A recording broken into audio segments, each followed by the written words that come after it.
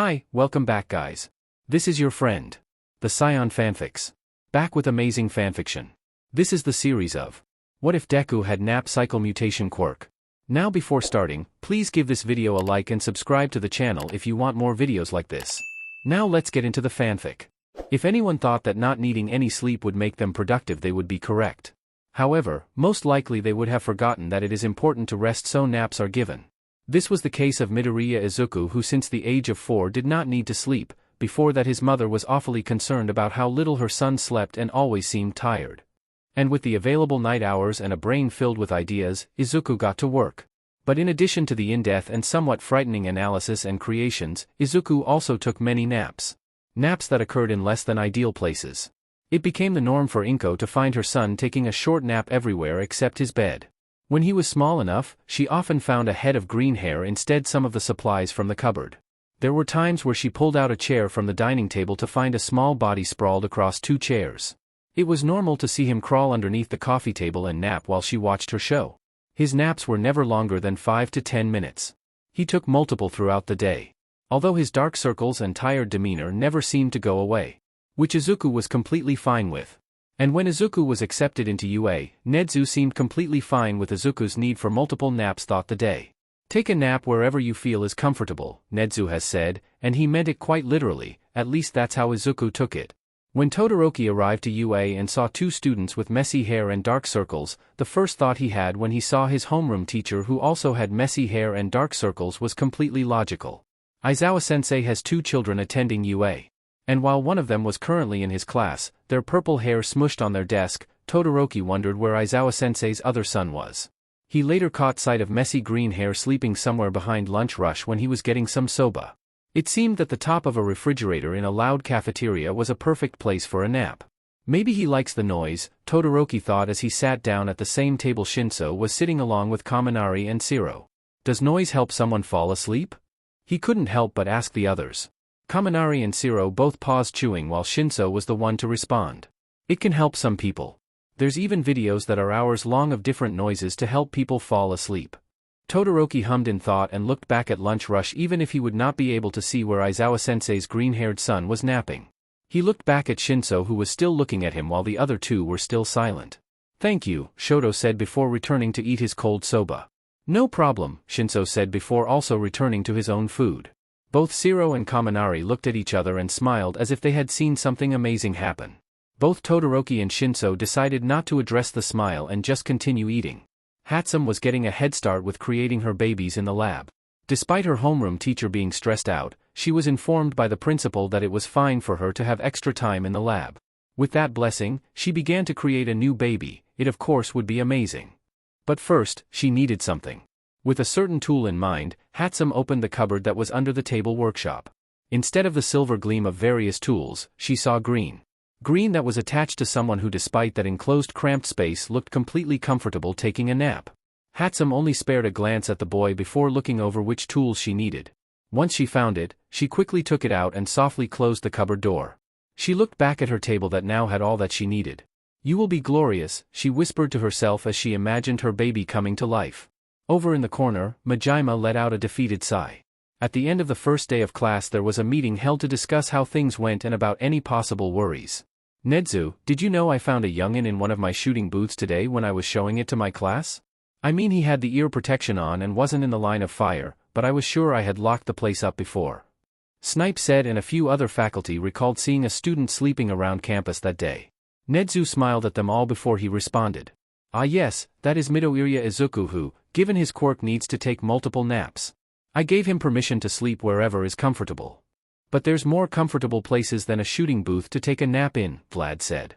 He even glanced over to Aizawa who was currently resting in his sleeping bag set up against the wall. That there is. Nedzu chirped. But he did not say anything else which made the faculty uneasy. Nedzu, what exactly are we supposed to do when we find him sleeping where he isn't supposed to be? Nothing. Midoriya has my permission to sleep wherever so there is no need to do anything when you come across him, just let him nap. The teachers looked at each other but none said anything else. There was no change in the decision that Nedzu made. So it seemed that they would simply have to let one of their students sleep wherever, even if it was concerning where he had slept already during the first day of class. Aizawa listened closely and smirked into his capture weapon, whoever the student was, he was sure that they would cause chaos. Nedzu would have fun seeing what happened. Class 1A was in the observation room as All Might and the others watched the first match.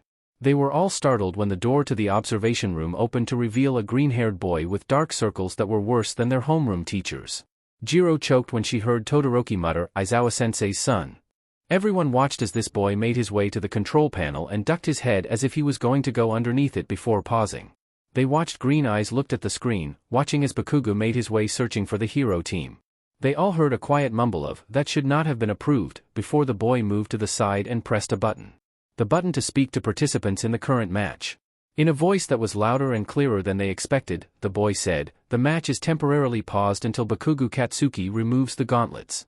They are too dangerous for a match for a first year and are not to be used. Once they are placed outside the building, the match can resume." Class 1A watched as Bakugo started to yell and All Might winced considering he had a comm letting him hear the audio from inside the building. It was clear that Bakugo was said at the announcement while the others looked confused but waiting. "Young man, what are you doing? You do not have the authority to interfere and much less take away young Bakugo's tools," All Might said, looking down at the small boy with a disapproving look. Everyone was sure that the boy would apologize. However, that didn't happen. Instead, there was simply a bored and tired look on the boy's face. Jiro heard another mutter come from Todoroki about how the look was just like Aizawa-sensei's. "All Might," the boy said, getting everyone's attention. "Bakugo's quirk relies on his sweat and those gauntlets are collecting large amounts of sweat. Given the size and clear design, the pull of a pin would let off an explosion with enough power to bring down a wall facing whoever Bakugo chose. That action could result in a student's death. The tool should never have been approved and so the match cannot continue until those are removed for everyone's safety." Then the boy continued to stare All Might down without saying anything else. Everyone was waiting for what would happen next.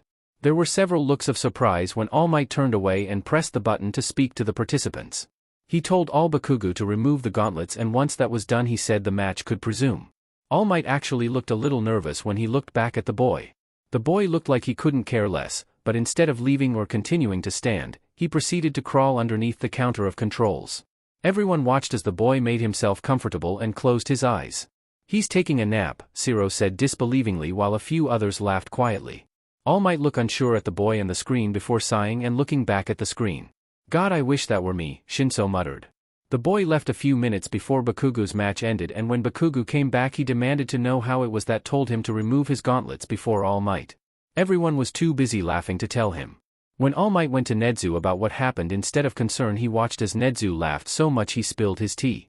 After leaving the principal's office, All Might was aware to not bother young Midoriya if he were to come across the boy taking a nap. Also, it seemed that he should listen to Midoriya should the boy make a decision like he did in the observation room. The principal seemed to think highly of Midoriya when he told Yagi that he should listen to the boy. Yagi didn't feel so confident in his new teaching position after hearing that. After hearing from his class about the boy that interfered during their exercise the previous day, Aizawa smiled when he came across a boy sleeping under the coffee table in the teacher's lounge. Midoriya Izuku. The kid had dark circles that made it clear that he needed sleep even if technically his quirk made it unnecessary. Aizawa thought about how much extra time he would have without needing sleep as he got comfortable in his sleeping bag. It was with the thought of the things he could do that he fell asleep too. When he opened his eyes at the arrival of Yamada he saw that the boy was gone. "Ah, you already got coffee?" Yamada whined.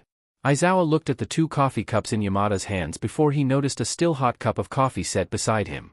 There was even a sticky note on the cup. Taking out his arms he picked up the cup and sipped it. That is good coffee."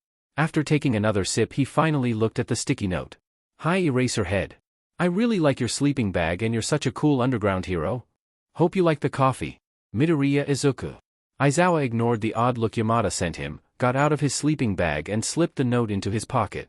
Vlad couldn't help but sigh when his students walked into the classroom after their own exercise.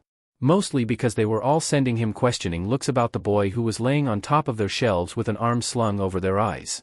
Then just as everyone was settled in their seat and about to ask questions, there was movement. Everyone watched as the laying figure seemed to roll over the edge. Before any of them could do anything to break his fall, they saw as he managed to tuck his legs underneath himself and land in a crouch. Then he got up and everyone had a full view of his tired eyes and dark circles. It was an appearance that did not at all match the speed it took to do the action he just did. Vlad took the silence to start discussing what they would be doing for the rest of the week. Meanwhile, as he talked he watched as Midoriya took out a notebook and started writing quickly. Then as he got to the end of his explanation of future events, he watched as Midoriya ripped out the paper, came up to his desk, placed the paper on his desk, then left. He ignored the questioning look from his student as he read the note. Hi Vlad King. It's super cool to see a hero like you here at UA.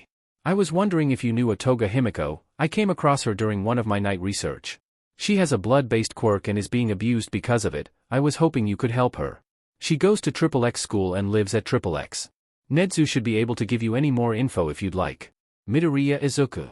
When Vlad went into Nedzu's office, the principal simply asked, Midoriya, yes? Vlad sighed. Yes, he took a nap on top of one of my shelves and then gave me a note telling me about a possible abuse victim with a blood-based quirk. Well, you would be suited for a case like that, especially if the girl is ashamed of her quirk. Vlad nodded as they were right. Anyways, he said you would be able to give me more information. Yes, Nedzu said before pushing the file that was on top of his desk towards Vlad. You made a file? He asked only to take a step back when he saw one of Nedzu's fangs as the principal smiled. Oh no, not I. Midoriya handed me this file sometime early this morning. I assume he simply gave it to me for your convenience when you would come looking for more information. Couldn't he have kept it and then tell me to go to him for more information? One of Nedzu's ears twitched. Tell me Vlad, the principal said, leaning forward and clasping his paws together. Do you know where Midoriya is on campus? Oh, Vlad didn't know. In fact, Vlad wasn't even sure in which class Midoriya was in. Vlad King had barely been able to catch up to Midoriya in the hallways when he caught sight of the boy. But after only saying his name once, Midoriya had stopped and waited for Vlad to walk up to him. I just wanted to say I got the file and have been looking into it. I think later today I will be able to officially go and remove Toga from her situation considering that you did almost all the evidence gathering needed to do so, Vlad said when he got to Midoriya. In all honesty, the previous night Vlad stayed up a bit late simply impressed by the amount of organized information in the file. There was even a thumb drive for the files to be digital that also included photos and video footage of some of the treatment the girl received. There was even security footage of the girl late at night outside, apparently having been kicked out of the house on several occasions. The most surprising information had been testimonies from Toga Himiko herself. It seemed that Midoriya knew her and they had been in contact for a while. That itself would make it easier seeing as she had an active role in trying to get out of her situation.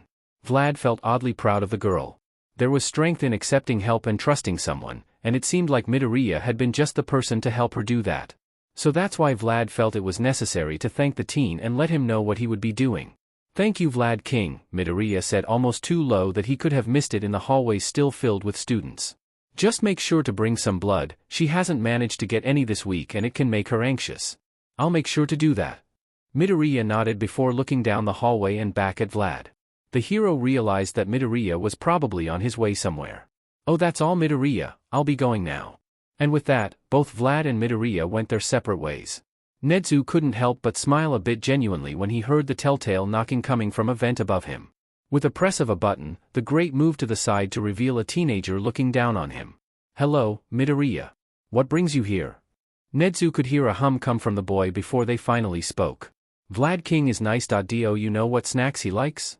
I do believe he likes strawberry-flavored candies, Nedzu replied remembering seeing the man pop one into his mouth a few times while in the teacher's lounge.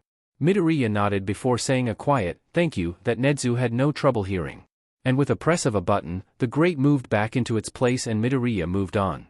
Nedzu looked up from his computer and at Aizawa who was still scrolling through his phone. Feeling the principal's gaze, Aizawa spoke. He's pretty stealthy, the man said with a small uptick in his lip. Nedzu's ear twitched, that he is Aizawa. Shoji had not been expecting to hear a heartbeat coming from up above. Much less for the owner of the heartbeat so suddenly fall from the ceiling. It was only instinct for him to make sure he caught the person before they could get hurt. Shoji let out a sigh of relief when he had the warm body secure in his arms and looked down to see who exactly it was. He paused when he realized he actually knew who it was. The green eyes of the boy that had stopped Bakugo's match and scolded All Might looked up at him calmly and blinked. He didn't look at all perplexed at being in Shoji's arms. The image reminded him of the photo of a cat that Kota had texted him. And like a cat would do if they were comfortable, the boy did not move.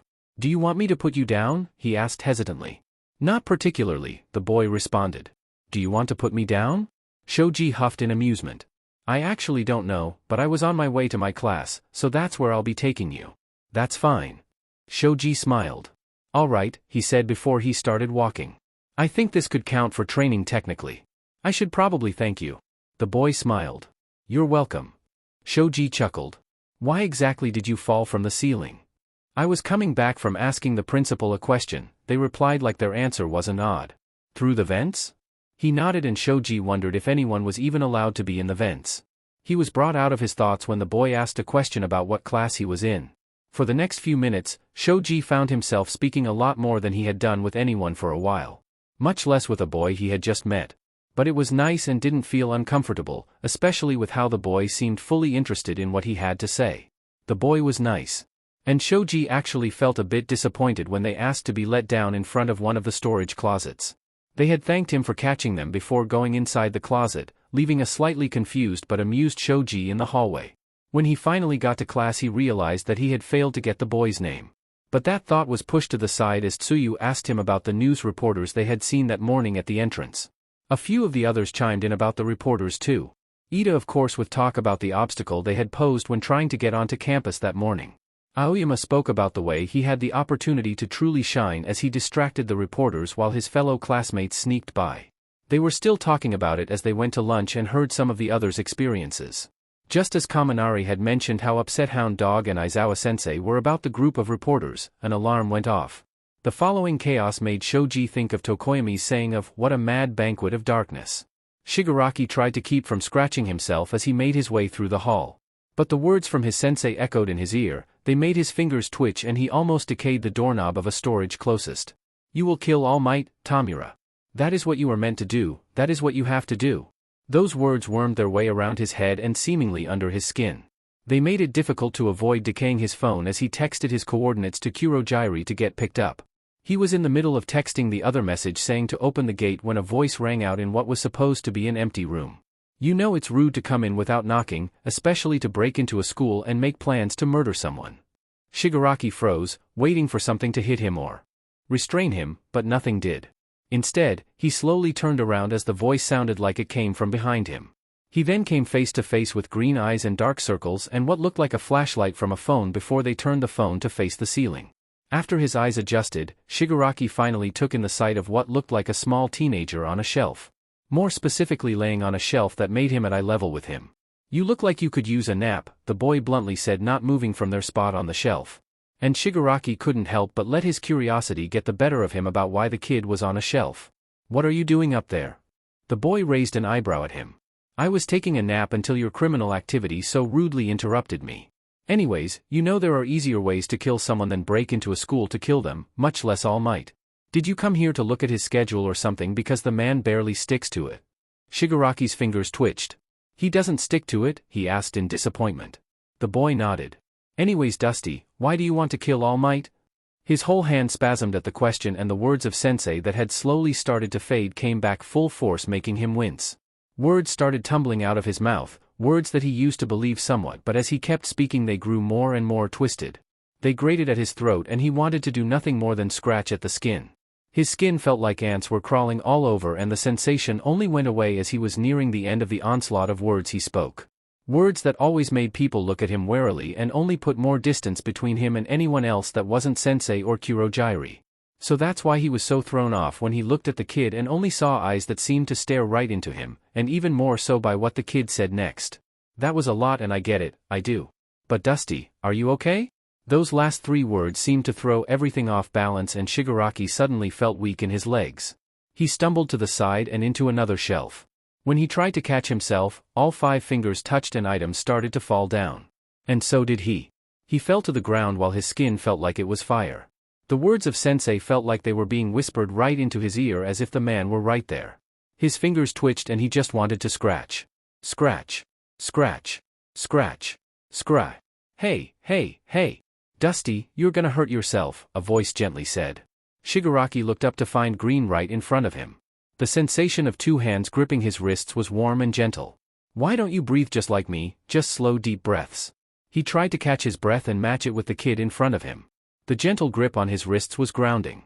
It didn't hurt like the few times he had been touched. Sensei's hands were never so gentle and Tamura was always well aware of the threat they held. But these hands were different, they were smaller for one and they belonged to someone who was speaking softly to him. Someone trying to stop him from scratching and get him to breathe. Sensei only simply watched in disappointment when he would scratch his skin until he bled.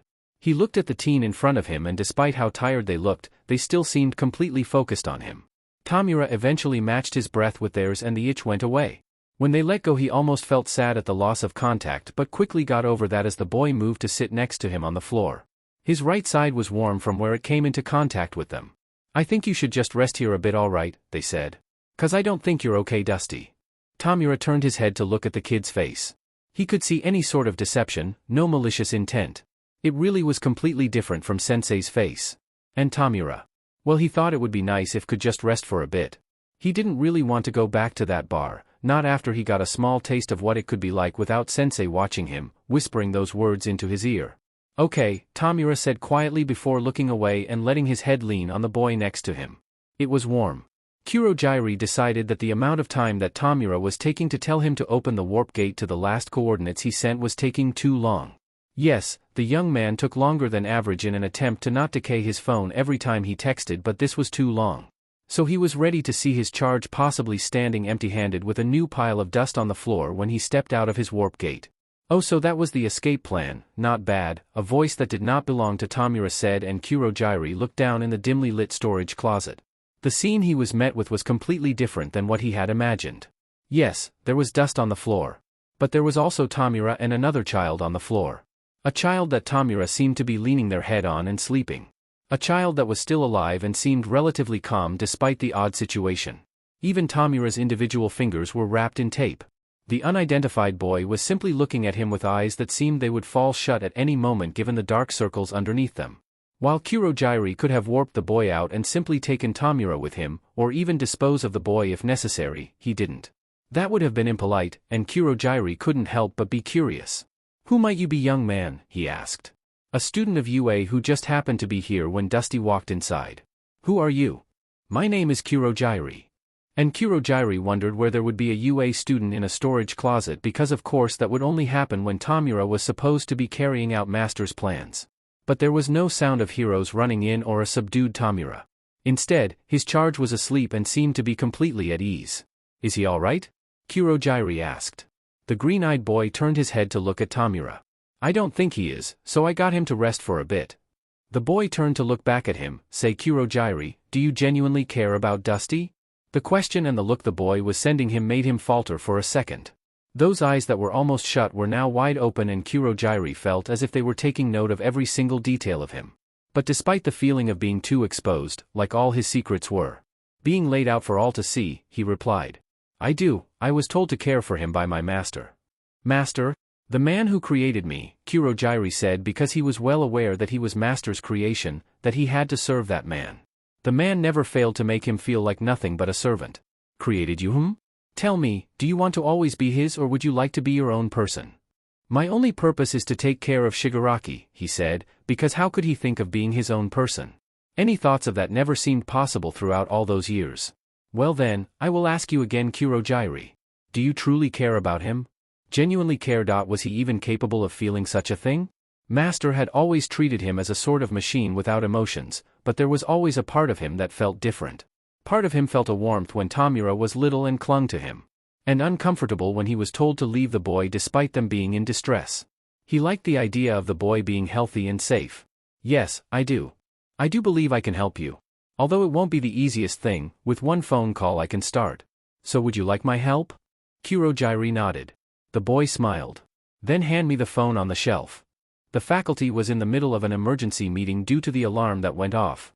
All of them were smart enough to know that a bunch of reports weren't the ones to destroy a high-tech security gate so easily. It was in the middle of Nedzu speaking that a phone rang and everyone froze. Eyes searching for the person responsible for interrupting Principal Nedzu, only to see the Chimera himself take out a phone and press a button before placing it on the table. "Yes, Midoriya?" Nedzu asked with his usual chipper voice.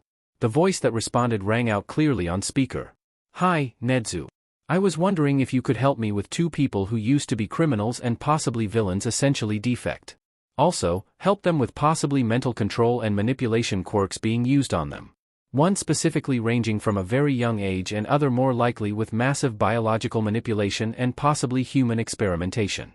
The silence in the meeting room seemed to be loud on its own after Midoriya had finished speaking. Nedzu, however, didn't seem to miss a beat. Most definitely Midoriya. Ah, that's good because I have with me the intruder from today along with their caretaker. Dusty is asleep right now and probably needs medical attention while Kurogiri is conscious and standing before me. I already spoke to him and he agreed to me making the call. Are you alright, Midoriya? Present Mike asked. Perfectly fine, just a nap interrupted. Oh, by the way, Dusty's quirk is a 5-point contact decay quirk and Kurogiri's is a warp gate quirk. None are a threat right now, but I don't want you to be uninformed. Nedzu hummed. Then you for that. Now, where exactly are you, Midoriya? In a storage closet. Someone snorted and one of the teachers facepalmed. Take your time, Nedzu, I might have enough time for a short nap, Izuku said, smiling after he heard someone snicker on the other side of the call and could hear amusement in Nedzu's voice when they said they would come to him in a few moments. Very well, Midoriya, Nedzu replied. The call ended a second later and Izuku looked up at Kurogiri while putting the phone back down with the light shining towards the ceiling. Kurogiri seemed to be looking at him oddly. Oh, I never introduced myself. I'm Midoriya Izuku, by the way, nice to meet you, he said politely and softly. The odd look seemed to turn into one of amusement when Kurogiri responded. The pleasure is all mine, Midoriya. It was after about 5 minutes that there was a soft knocking at the door. Izuku could see an anxious sort of movement from Kurogiri's mist, but the man didn't say anything. I can ask them for a few more minutes if you'd like, Kurogiri, Izuku offered. No, I'm quite alright. Alright, Izuku turned his head towards the door, moving his foot from where the door would hit his foot if it opened. You can come in, Nedzu. The door slowly creaked open and Izuku was met with the sight of his smiling principal at the opening. Behind him stood Eraserhead and Recovery Girl, though they made no movement to enter. You seem quite comfortable, Midoriya, Nedzu said after taking in the sight of Izuku on the floor with someone leaning on him. Izuku smiled. I usually am, Nedzu. Even Dusty, he motioned his head towards the sleeping individual next to him, here is comfy on the floor with me. Nedzu nodded his head. I can see that, he said before looking away and at Kurogiri. You must be Kurogiri the warp user, I take it? Kurogiri nodded. Nedzu accepted the response and continued. And it seems that you would like our help, he glanced back at Izuku, or more specifically the help Midoriya offered? Yes, that's true, Kurogiri said. It seems my charge is amicable towards him to be in the state he currently is in. Also Midoriya is rather polite as well. That does seem to be the case, Nedzu said, and Izuku could hear how Nedzu was amused by what he had heard. Is there any medical information we should know regarding your charge? Kurogiri took a movement to simply look at Dusty. He's dehydrated due to his quirk and hasn't been allowed to sleep enough for the past few days.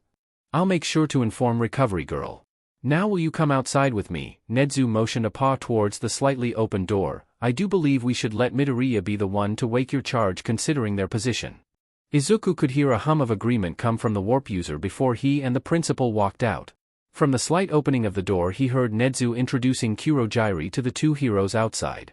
After a moment he turned his attention to the young man beside him. Very gently he nudged Dusty with his arm. It's time to wake up, he whispered. He could feel when Dusty woke up as they stiffened before slowly releasing the tension and lifting their head from his shoulder. Then there were red eyes still tinged with sleepiness looking at him calmly. The two of them for a few seconds simply looked at each other before Izuku spoke. Kurogiri is outside with Principal Nedzu. At those words, Izuku could feel how Dusty stiffened again. You're not in trouble, Izuku said while nudging Dusty's arm to get him to relax. It worked, but now the man looked confused. I'm not? Dusty asked. It was a reasonable question considering he had broken into the hero school. No, you're not, Izuku confirmed. I said I was going to help you. Well, I told Kurogiri while you were sleeping and he was fine with it. He cares about you, so he agreed to let me help. Tamura was confused when the kid told him he wasn't in trouble, even more so when they said that they had talked to Kurogiri and apparently Kurogiri accepted their help. Just when did he talk to Kurogiri? How long was he asleep? Kurogiri said he cared? And his confused face must have been amusing because the next thing he knew, the kid was smiling at him. You can see him outside if you want, they said before leaning to the side as if offering him to lean and see more out of the open door. When Tamura leaned into that space, he saw Kurogiri outside in the hallway. After a moment he seemed to catch the man's eye and they waved at him.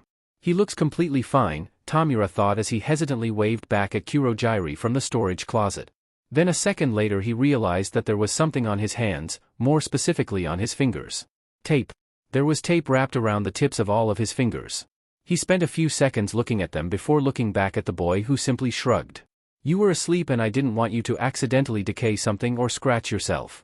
Also, it's sort of a fashion statement, isn't it? They explained. Shigaraki was sure that he sent a deadpan expression when he responded. It's medical tape. Exactly, the kid quickly responded as if that explained everything before a concerned look crossed their face and they asked, is it too tight or something? Tamura looked back at his fingers and touched them together. He was reminded when he was younger and he tried to do the same thing. Except he was never able to get it to look as nice or be as comfortable as they were now. It's fine, he said while still looking at his fingers resting in his lap. His side was still resting against the kid. They had yet to move. It was comfortable even if they were sitting in silence for a bit. But once again, the kid was the one to break the silence. If it were up to Tamura, he would have stayed in that comfortable silence for a bit longer. You ready to go or do you need some more time? They asked. Kurogiri, Eraserhead, Principal Nedzu, and Recovery Girl are outside. None of them are going to try to do anything if that's something you're worried about. Tamura was worried about that. But if they were going to do anything, it would have happened already. But there he was, still sitting on the ground with his fingers taped nicely and an itch that seemed duller than it had ever been. So, he shook his head at their question and got up as the kid did the same. They got in front of him when opening the door, letting in more light into the closet. Once they step out into the hallway, Tamura moved to be beside the kid rather than behind. Slowly he took in the presence of the heroes. It was odd to be so close to them without there being a fight. It made him feel odd in the head. But he looked back at the kid who seemed calm, like it was the most normal thing to occur, and Tamura finally fully realized that he didn't have to fight. He didn't have to go back to Sensei. The heroes were apparently going to help, the kid was going to help him. And he was okay with that. Yet while the thought was pleasant and made him something he could even dare to say happy, there was suddenly a piercing pain going through his head. A pain that felt like a knife being driven into his skull before traveling down all his limbs. He could tell the moment that he lost strength in his legs and that he couldn't hold himself up any longer. The last thing he knew before passing out was that something warm had caught him. If Aizawa didn't know better, he would have mistook the pep in Nedzu's step for anxiousness. But the fact of the matter was that he did know better. So he knew very well that Nedzu was excited as they walked towards the storage closet that apparently had 2 villains and 1 UA student inside. The phone call that informed them of this was ridiculous in of itself. Especially the fact that it had been Midoriya, the boy who took naps everywhere and seemed close enough to Nedzu to have his personal number, something he never gave lightly. Aizawa knew that Nedzu had to be happy with the situation that he, no doubtly, somehow created when it came to Midoriya. Meanwhile, the other heroes and faculty in the meeting had been nervous when the call ended. A third-year teacher, who typically was the devil's advocate, had been the one to pose the suggestion that Midoriya could have been pranking them, in league with a villain, or had some other reason to want Nedzu to come over. Of course, Nedzu had addressed those suggestions with ease, stating that they were simply not applicable to Midoriya. The principal seemed to be completely trusting of the teenager. Well, trust was a funny thing when it came to Nedzu, considering he didn't trust like humans did. No, his trust seemed to have a sharper edge than others. But nonetheless, there was a good relationship between the principal and student, that much was clear. So there was nothing stopping the mammal from dragging Eraserhead and Recovery Girl to accompany him to the storage closet. Aizawa himself was curious to see what situation Midoriya exactly somehow ended up in, and he couldn't help but want to be there in case the erasure of a quirk was needed. In the end, it didn't seem necessary, as Midoriya sounded completely fine when he spoke from inside the closet for Nedzu to come inside. Aizawa caught sight of Midoriya on the closet floor with someone leaning against him, sleeping completely fine. Then not a few moments later, Nedzu was walking out with a man made out of purple mist in formal clothing. Nedzu introduced the man as Kurogiri, apparently the caretaker of the man who was sleeping on Midoriya on the floor. Then Nedzu was telling Recovery Girl what to expect regarding the health of the other individual named Shigaraki Tamura. As they stood there and Aizawa kept a close eye on Kurogiri, he couldn't help but feel an odd sense of melancholy. The movements of the wisps coming from the man reminded him of someone he used to know. Although the color was wrong. Aizawa moved his eyes away from the wisps but caught sight of Kurogiri's eyes. They seemed to be staring at him. He didn't get to think too much about it before Midoriya and Shigaraki were coming out of the closet. Midoriya seemed unharmed and at ease while the other was a bit anxious before looking at Midoriya one more time with a hint of a smile. There was still that hint of a smile as Shigaraki looked up at him until his face contorted into one of pain. Aizawa could see how Shigaraki's body tensed painfully before it stopped and they seemed to collapse, crumbling in on himself. He moved to catch him, but before he could there was someone already there supporting Shigaraki. Despite his small stature and appearance that he would fall asleep at any moment, Midoriya was fully supporting Shigaraki's body. The young man's head was slumped over the kid's shoulder while Midoriya had an arm wrapped around the man's back. It looked like the very beginning of a fireman's carry, though Midoriya didn't make the move to lift Shigaraki's legs, which were still touching the floor. And he looked completely fine with it. Aizawa watched Midoriya looked at Shigaraki for a moment before to Nedzu. I'm thinking this is the effect of the mental quirk, probably one with a failsafe against the influence of heroes, Midoriya said bluntly.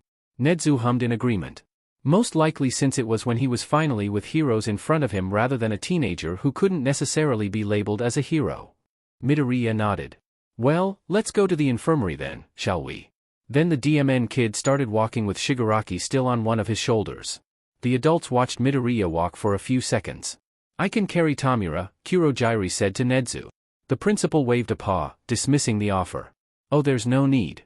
Midoriya is perfectly capable of carrying him to the infirmary. Kurogiri looked back at Midoriya, who had yet to falter in his steps. Very well. Shinso choked on the canned coffee he was drinking when he heard Todoroki mutter, just how many kids does Aizawa-sensei have? Then he continued to cough when he looked to where Todoroki was looking, because there was his dad following after the boy with green hair. The boy that at the moment carried what looked like a dead body over his shoulder without any struggle at all. A body that seemed to have shaggy hair and a preference for dark clothing. Someone, who now, Shinso could hear Todoroki questioning if was his father's secret love child. Next thing Shinso knows is the gentle patting on his back and seeing Shiro come up behind him. Yo Shinso, you good? Don't die on me, dude. Shinso covered his mouth as he caught his breath. Yeah, just saw something surprising, that's all. Izuku was a bit worried about Dusty, who wasn't moving as he carried him. But he did feel relieved that any pain he had felt was no longer happening, considering how relaxed his body was at the moment. Although, even if there was no longer any pain, it still made Izuku angry. He'd like to simply talk to whoever used their quirk this way. But any plans that could have been put into action were put on pause when it was time to put Dusty on the bed in the private room that Nedzu had so thoughtfully had others prepare while they were on their way. It was at this point where Kurogiri came up to help settle the red-eyed man onto the bed. There was also another bed in the room that was probably for Kurogiri. The other thing that was there were 2 pairs of quirk suppressant cuffs that had been made to look like a simple nondescript bracelet. Kurogiri made no fuss putting them on, even though they didn't make the mist disappear. Then Aizawa gently put the other pair on Dusty's wrist. Aizawa seemed to look at the bracelets for a while and glanced at Izuku with what looked like a curious look. Maybe he wanted to know how it would affect me, Izuku thought. Curious? How about we put them on me as an experiment, Izuku offered. Before Aizawa could respond, Recovery Girl cut in. We don't know what would happen to you, dearie, if you put those cuffs on. Considering how you haven't slept since you were, I would be concerned if those cuffs take away the only thing that technically is keeping you alive despite the stress put on your body. You're saying it could kill him? Aizawa asked incredulously. Izuku smiled at the concern. Then I die in the name of science and search for knowledge, I give my consent. It was hard to not keep smiling at the reactions he got. Recovery Girl reminded him of a scolding grandmother. Kurogiri seemed curious, as did Aizawa. Nedzu, however, was the one to speak. That'd be quite the tragedy. You're a pleasure to have around, Midoriya. Izuku could hear the snort that Aizawa tried to hide. All right. I'll stay alive for you, Nedzu. I appreciate that. It was 15 minutes later that a quirk specialist came. They were a contact of Detective Tsukachi, from what Aizawa said. Her name was Harada and she specialized in seeing what influences were on someone's thinking or generally their brain, both past and present. Did that include events, strong emotions, people? Does that include the influence of substances? Surely it would have to include the influence of other quirk, because she wouldn't be here if it could. Izuku cut off his train of thought to focus on the matter at hand, lest he lose himself in his thoughts. Harada told them she needed physical contact in order to activate her quirk, and with Kurogiri's and Nedzu's permission, she touched Dusty's wrist. There are years of traumatic events and abusive treatment. Specifically coming from a parental figure. Following this, there are years of manipulation, conditioning, and a couple of mental quirks being used. There is one quirk of implementing thoughts that are triggered to be emphasized in certain conditions thoughts, and the other quirk is doing 2 things. 1, it leaves a sense of cognitive dissonance even though Shigaraki's actions may be aligned with his original attitudes. Secondly, what you saw was a failsafe of that, but at a more severe level. To cause extreme pain at a major action that does not align with what the manipulator wanted. In this case, Shigaraki feeling positive towards you heroes in such close proximity. Even going as far as to stay with you and accept help was highly against what the manipulator wanted, she explained in a professional manner after letting go of Dusty's wrist. There is also the stress of sleep deprivation and lack of positive socialization. Izuku was glad to see if was not the only one displeased by the information. Several faces of disgust and anger could be seen around the room. And they only worsened when she told them that Dusty would have to be kept in a medically induced coma to prevent any more pain and harm that would come to him if he were conscious. Unfortunately, Kurogiri's mind was not pleasant either. Harada once again in a clinical manner, that Izuku was sure was necessary to handle such quirk, reported that Kurogiri used to be a person but suffered something traumatic and could not access that mind. She told them that it was like there was a part of Kurogiri locked away, hidden and unlikely to be revealed. I see, that was the response that Kurogiri had given before going to the other bed and sitting on it. Kurogiri couldn't say he was surprised by the information he heard. He knew that there was a body underneath all the mist. Although he himself had never been able to see it. He had only been able to feel it a very small amount at the very beginning of after being created, until his master had looked at him with warning. After that, he never dared to feel his own face. And yet, even away from the man's grasp, it seems that a part of him, who he was hidden away. He had hoped he would have been able to figure out why he had felt odd looking at Eraserhead. There was a sort of somber tension in the room until the bed he sat on jostled and he looked up to see that Midoriya had taken a seat at the foot of the bed with a laptop, from where it appeared he didn't know, while sitting with his legs crossed. Without looking up, the young man spoke. "Hey, would you like to change out of those clothes? I'm pretty sure there's some spare clothes around here that would be more comfortable than the bartender outfit you have on." Before Kurogiri could answer the odd question, Eraserhead seemed to take up the responsibility for the task. "I'll go get some clothes for him." With that, the tension broke and Nedzu took Harada out of the room along with Recovery Girl, leaving Kurogiri alone with his unconscious charge and a boy sitting on his bed with a laptop. "Thank you." That's what Kurogiri had to say to the boy. He was thankful for Midoriya for quite a bit already in this short amount of time of meeting him, but it was nothing to be upset about. The boy seemed completely content to help and be in his presence. "How do the cuffs feel on you, Kurogiri?" Midoriya asked. He looked at the cuffs and felt the absence of being able to create a warp gate. It's odd but not entirely unpleasant. He heard the boy hum before they spoke again with a sort of casualness that Kurogiri was not used to. "You know, considering this new situation and how it's my fault, I'd like to get to know you, Kurogiri." "Is that so?" he asked and watched as Midoriya lifted his head and then nodded at him. Kurogiri turned back to look at Tamura in his bed. "There is not much to tell other than I cared for him and maintained a bar." "Did you like taking care of the bar?"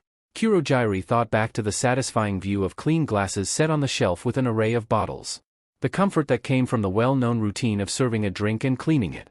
He also thought about the interesting conversations he heard and chaotic moments in the bar he saw.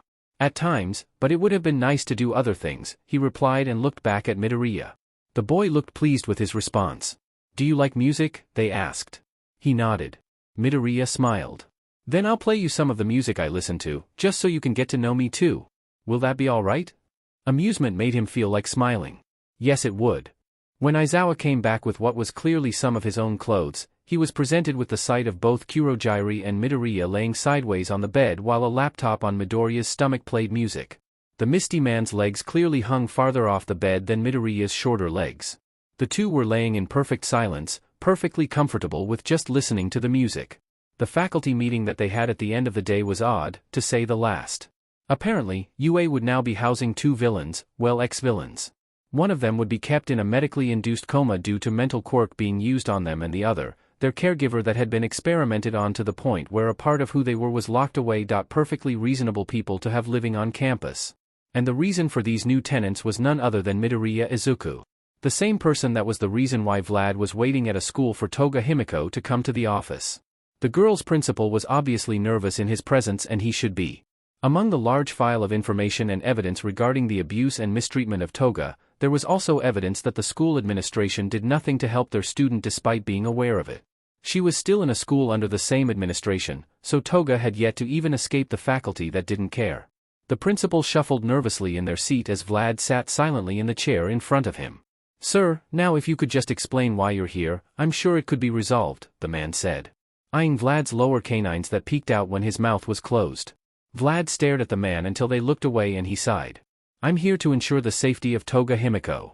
A dumbfounded look came across the principal's face. Why would you need to do that? He asked. Because she's withdrawing from this school and I know that you would put her in danger by keeping her here and calling her parents, Vlad explained, remembering videos of how Toga's father gripped the girl's arm too hard after exciting the principal office on several occasions. Harming her? Surely not, the man floundered to say, but Vlad could see the false confidence a mile away. Disgusting. Then the door opened to reveal a nervous-looking teen girl with space buns and bruises on her arm and neck. The blood hero watched as she glared at the principal, who had the gall to greet her with fake cheeriness, and then looked at him. Her eyes widened and he could see the beginning of what could be a smile with sharp canines similar to his own. Vlad King, she asked. He smiled. Hello Toga, Midoriya sent me. The smile he got next fully revealed her 2 sets of sharp canine, and it made him want to laugh about the odd boy that led him to see such a sight. Less than 10 minutes later, Vlad walked out followed by a skipping girl who had officially left her school and was holding a bag of her possession she had already packed up due to a message Midoriya sent her the day before. And when she asked if they could go see Midoriya, he had no reason to say no. He was pretty sure Midoriya wouldn't mind one bit. He waited by the door of the teacher lounge when Toga went up to Midoriya. The boy was sitting in one of the chairs and had yet to look up from his computer screen. Izuku was in the midst of typing about a mental quirk, the sports festival, and the hero killer in separate tabs when the laptop was suddenly closed by someone. When he looked up he smiled. Hey Izuku-kun, Toga said, before putting his laptop to the side and pulling him up into a hug. Her head fit snugly below his chin and she held on tight. It was only fitting he do the same, and he closed his eyes at the contact. There were no words she needed to say because he already knew. He knew very well how grateful she was for the time they talked. The video chats he kept going all night when she had to sleep outside, the help he provided with getting the files and making sure she had everything she needed digitally.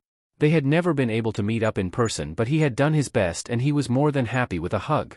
It was warm, comforting, and he was amused by how the girl was older than him by 2 years but still just a tad shorter than him. When she pulled away she had some tears, but he didn't comment on them. Instead, he had something far more important to tell her. Himi, I found her. Those words only made more tears come down, but also a smile. And why wouldn't it? Toga had always been close with her Auntie Mags before her quirk came in and her parents took her away while also cutting all contact with the woman. Toga, if you keep crying I might cry, and you know my eyes don't need that, he said, nudging her. She giggled. I'm crying cause I'm happy Izuku-kun. You helped me get out and now you found her for me. You know she's been looking for you for a long time, Izuku said, and he took out a paper from his pocket then placed it in one of Toga's hands. Here's her information. It's her phone number, email, and even the address for the apartment she's living in. You did this instead of sleeping, didn't you? She pouted and poked at his chest. Izuku laughed. Of course I did. After all, what's sleep compared to helping my friend? He got another crushing hug after saying that. And for the rest of the night, Izuku was more than happy to know that Toga was sleeping in a comfortable bed with Vlad King as her temporary guardian until they got to Magna. I should give him a gift, Izuku thought as he opened back up his laptop and opened up a new tab to look at the schematics of a certain hero costume he would go down to the workshop and work on. When Vlad looked into the teacher's lounge the next morning, all he saw was Aizawa sitting on the couch while his legs rested on the coffee table in front of him. He was reading papers, as usual. It was an hour before classes were to start for the day and Aizawa never failed to be the only person in the lounge before the others came in. Vlad was aware of the odd sleep schedule Aizawa had. At times he had even talked to him about if there was something he could do to help since the underground hero looked tired all the time. But Aizawa had simply said to give him coffee. He was picturing that memory as he walked to his desk when he heard a voice call out his name. He turned his head, but the only person he could see was Aizawa. Did he call me? But he looked at the man, a dark eyebrow was raised while dark eyes looked at him questioningly, and Vlad heard his name called again. This time it almost seemed like it had come from the coffee table. Then Vlad King watched as what could only be Midoriya Izuku rolled out from underneath the table. Still laying on the ground now directly underneath Aizawa's legs that were resting on the coffee table, Midoriya raised an arm straight up while holding something in his hands. It was a red bag tied with a green ribbon. Midoriya's face was calm when he spoke. Nedzu said you like strawberry-flavored candies. He didn't say anything else. Vlad looked at Aizawa, who seemed completely unfazed by the teen laying underneath his legs on the floor. Instead, Aizawa gestured to the bag with his head. With that, Vlad walked toward the upheld arm and gently took the red bag from Midoriya's hand. Thank you. You're welcome, Midoriya said before promptly rolling back underneath the table. Vlad could see the smile on Aizawa's face that the man didn't even bother trying to hide and walked to his desk. Setting the red bag on the table, he untied the green ribbon holding it closed. Instead was an array of different candies, all of them strawberry-flavored. My favorite. While Aizawa looked amused at Vlad's smile when he ate one of the candies the kid had gifted him, he heard a soft voice come from under the table once again. Did you like the coffee from last time? Yeah, I did, it was pretty good. Where did you get it? Aizawa asked. He had been thinking about that cup of coffee Midoriya had left him for a while now. Zashi had called him obsessed when he wouldn't stop bringing it up. It's a blend I made for my mom's coffee shop. At that response, Aizawa's eyes widened and he opened his mouth to ask another question. But before he could speak, Midoriya rolled back from under the table and once again held out his arm straight up while holding something in his fingers. It was a small rectangular piece of paper. When Aizawa took that paper and looked at it, he realized it was a business card for a coffee shop named the Grotto with the address and website. Then Midoriya simply rolled back under the table to the other side before getting up, stretching his arms, and walking out of the teacher's lounge without saying another word. When the bus driver had unlocked the bus and went in soon followed by Class 1A, they hadn't expected anyone else to be in the bus. But there, behind the driver's seat, laying on the bench meant for 4 people to sit was the boy from the battle simulation. He wore the UA gym uniform and had an arm strung over his eyes. He didn't even move as they made their arm onto the bus. Ida seemed too stunned to even say anything and his arm was frozen mid-chop in the air before Yaoyorozu softly touched his arm to get him to continue moving. Taking the cue, everyone simply walked past the seemingly sleeping boy. Although Shoji looked like he had a smile under his mask and Aizawa quietly took a seat at the open space that was by the boy's head not saying anything. And still, the green-haired teen made no move. When Shinso sat down, he couldn't help but notice the confused face Todoroki had sitting next to him. Dude, are you okay? He asked when Todoroki kept staring at him even when the bus started to move. Why didn't you say hi to your brother? From 2 seats behind him, Shinso could hear Kaminari and Sato laugh. My what? Todoroki pointed towards their teacher and the boy laying on the seat that still looked unbothered and unconcerned about the fact that there was a teacher sitting right here. Your brother is here, Todoroki stated like it was obvious. Shinso sighed.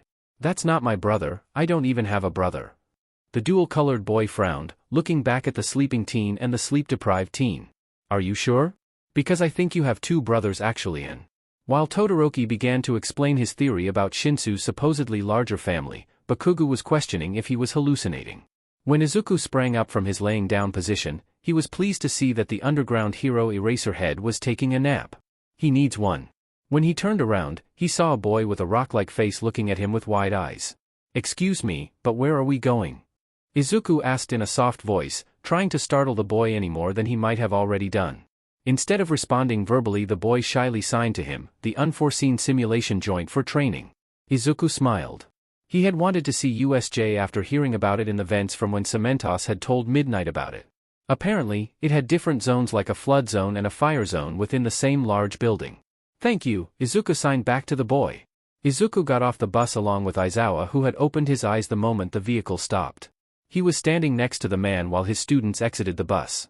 Midoriya, won't you get in trouble with your teacher for being here and missing class? Aizawa asked while keeping his eyes on his students.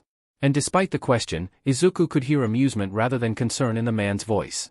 Izuku smiled. I'm ahead in all of my classes so it's fine, Izuku said. He was actually working on some college classes to get another bachelor's degree. The night hours throughout all the past years had provided ample time to get ahead in several aspects. Although that fact seemed to trouble his professor, who had called and asked Izuku to please do some regular kid sheet, my other students are badgering me about who you are after seeing 2 weeks of work on my desk after the first 2 classes. Izuku had laughed at his professor. Aizawa didn't question Izuku's answer as they all headed inside. Once inside the building, the class had a few moments to look in awe. Izuku was towards the back of the crowd, and while he looked around he saw a multi-armed teen wave him over, which Izuku gladly complied with. The boy seemed to smile under his mask. Do you need me to carry you while you're here? Izuku slumped his head down at the question. Sadly no. He saw one of the mouths Shoji had created laugh at him while another hand ruffled his head before they both looked up to what Rescue Hero 13 had to say to them. Izuku paid close attention to the hero's words and as soon as the speech was finished made a beeline towards the hero, much to the surprise of the other students. Although Aizawa soon got their attention to add his own words. While Aizawa spoke, Izuku managed to get an autograph and the name of 13's favorite treat. Izuku was feeling rather pleased with himself as he walked away when suddenly, there was a harsh poke at his ribs. which he prompt replied with a hard whack to the person who poked him so suddenly. When Izuku turned around he saw Bakugo Katsuki looking at him while rubbing the spot where he had hit their arm. "What the F are you doing here, Zuku?" the blonde asked, looking rather confused. "I got to school here," Izuku said, gesturing to his gym uniform. Bakugo looked him up and down. "Since when?" "Since I got accepted." Shock appeared on Bakugo's face. "You never told me that." Izuku shrugged. "You never asked, and you were busy training while I was busy too." Bakugo brought a hand to his head. "What, you can't be busy all the time, you don't even sleep." Izuku shrugged again, which only made Bakugo grunt in frustration. "I make do, cats." Izuku proceeded to have the pleasure of watching Katsuki simmer in his own frustration before a sudden look of realization crossed their face. "You were the BSTRD who stopped my match." "Glad to see that brain still works," Izuku said, poking the blonde's forehead. Katsuki swatted his hand away. Izuku didn't mind. "Tchy the F, did you do that?" Izuku sent him a deadpan look and crossed his arms. "I'm all for the destruction of a building, cats, but those gauntlets are a little excessive for a first year. And as my father's son, I should know."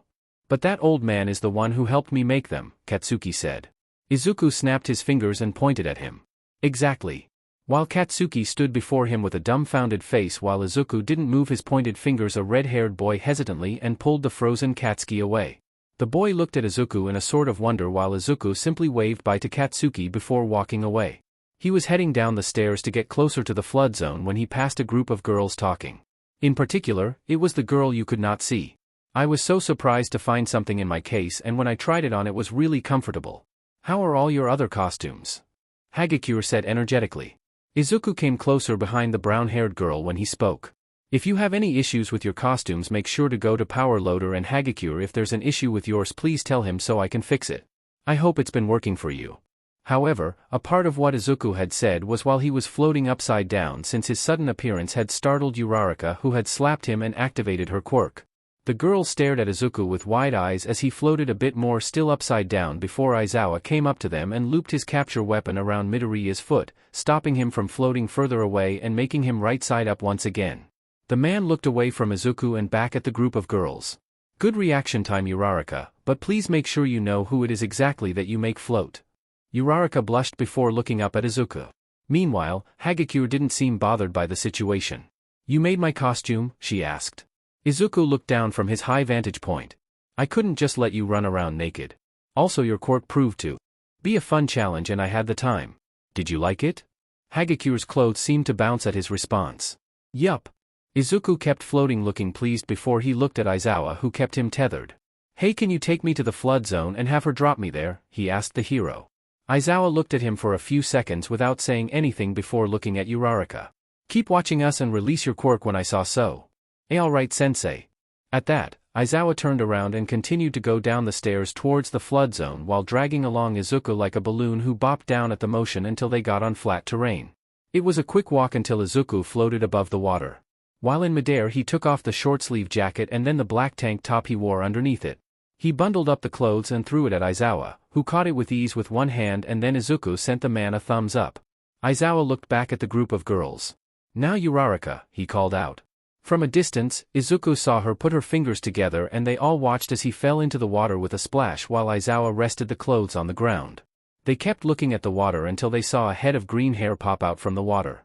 The teen's hair was plastered to his forehead and covered his eyes.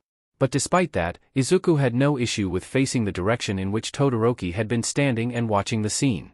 "Todoroki, can you come here real quick?" Izuku asked from the water. Todoroki looked confused but came over to where Izuku had gotten closer to where dry land met wet. "Can you make me some ice, please?" Izuku asked, looking at Todoroki with hair still in his face. Todoroki froze for a movement before looking over to Aizawa, who gave a simple shrug. And with that, Todoroki brought up his hand to create large chunks of ice, creating a pile in reach of Izuku. When he was done, he saw Izuku smile before the teen reached out and dragged all the frozen chunks into the water with him.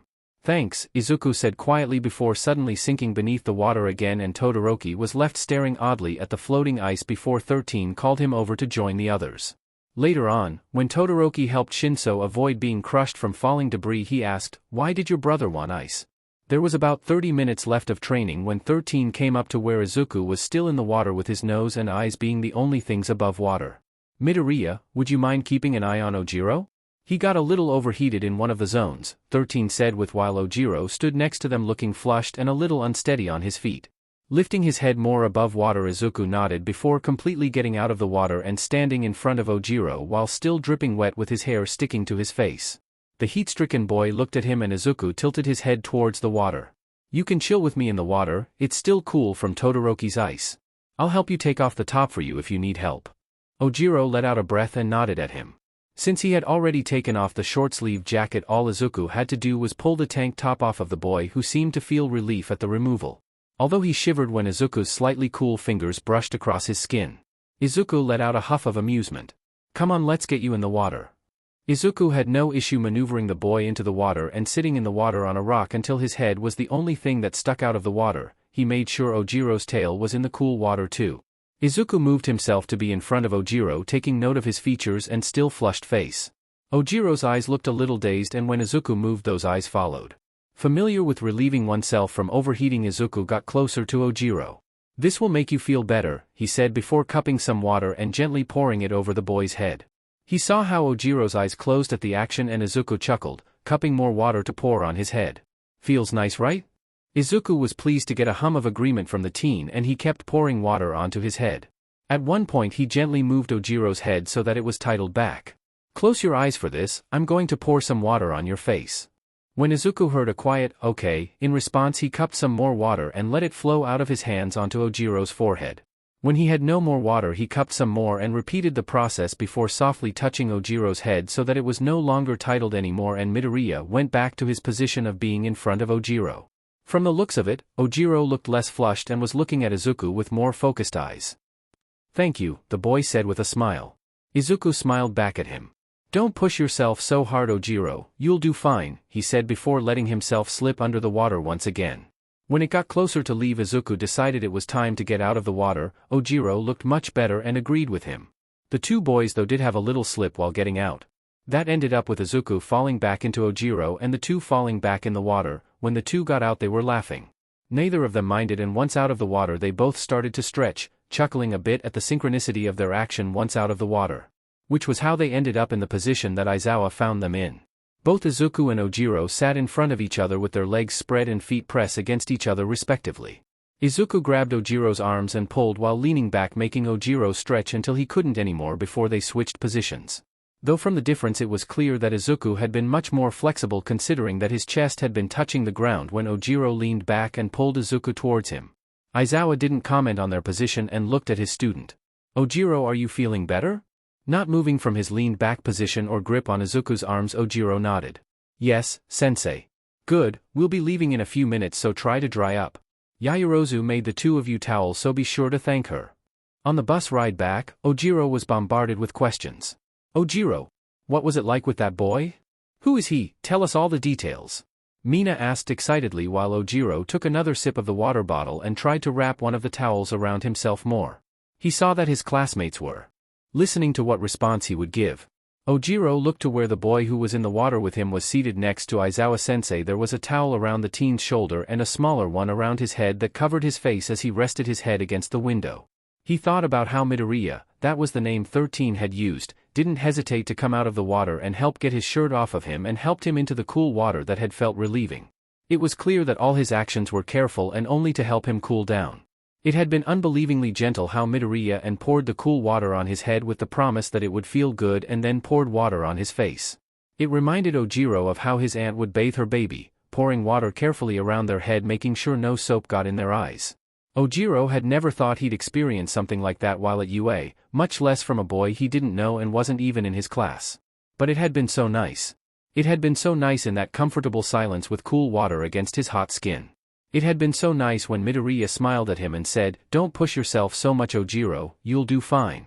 Words so different from what he usually heard from others.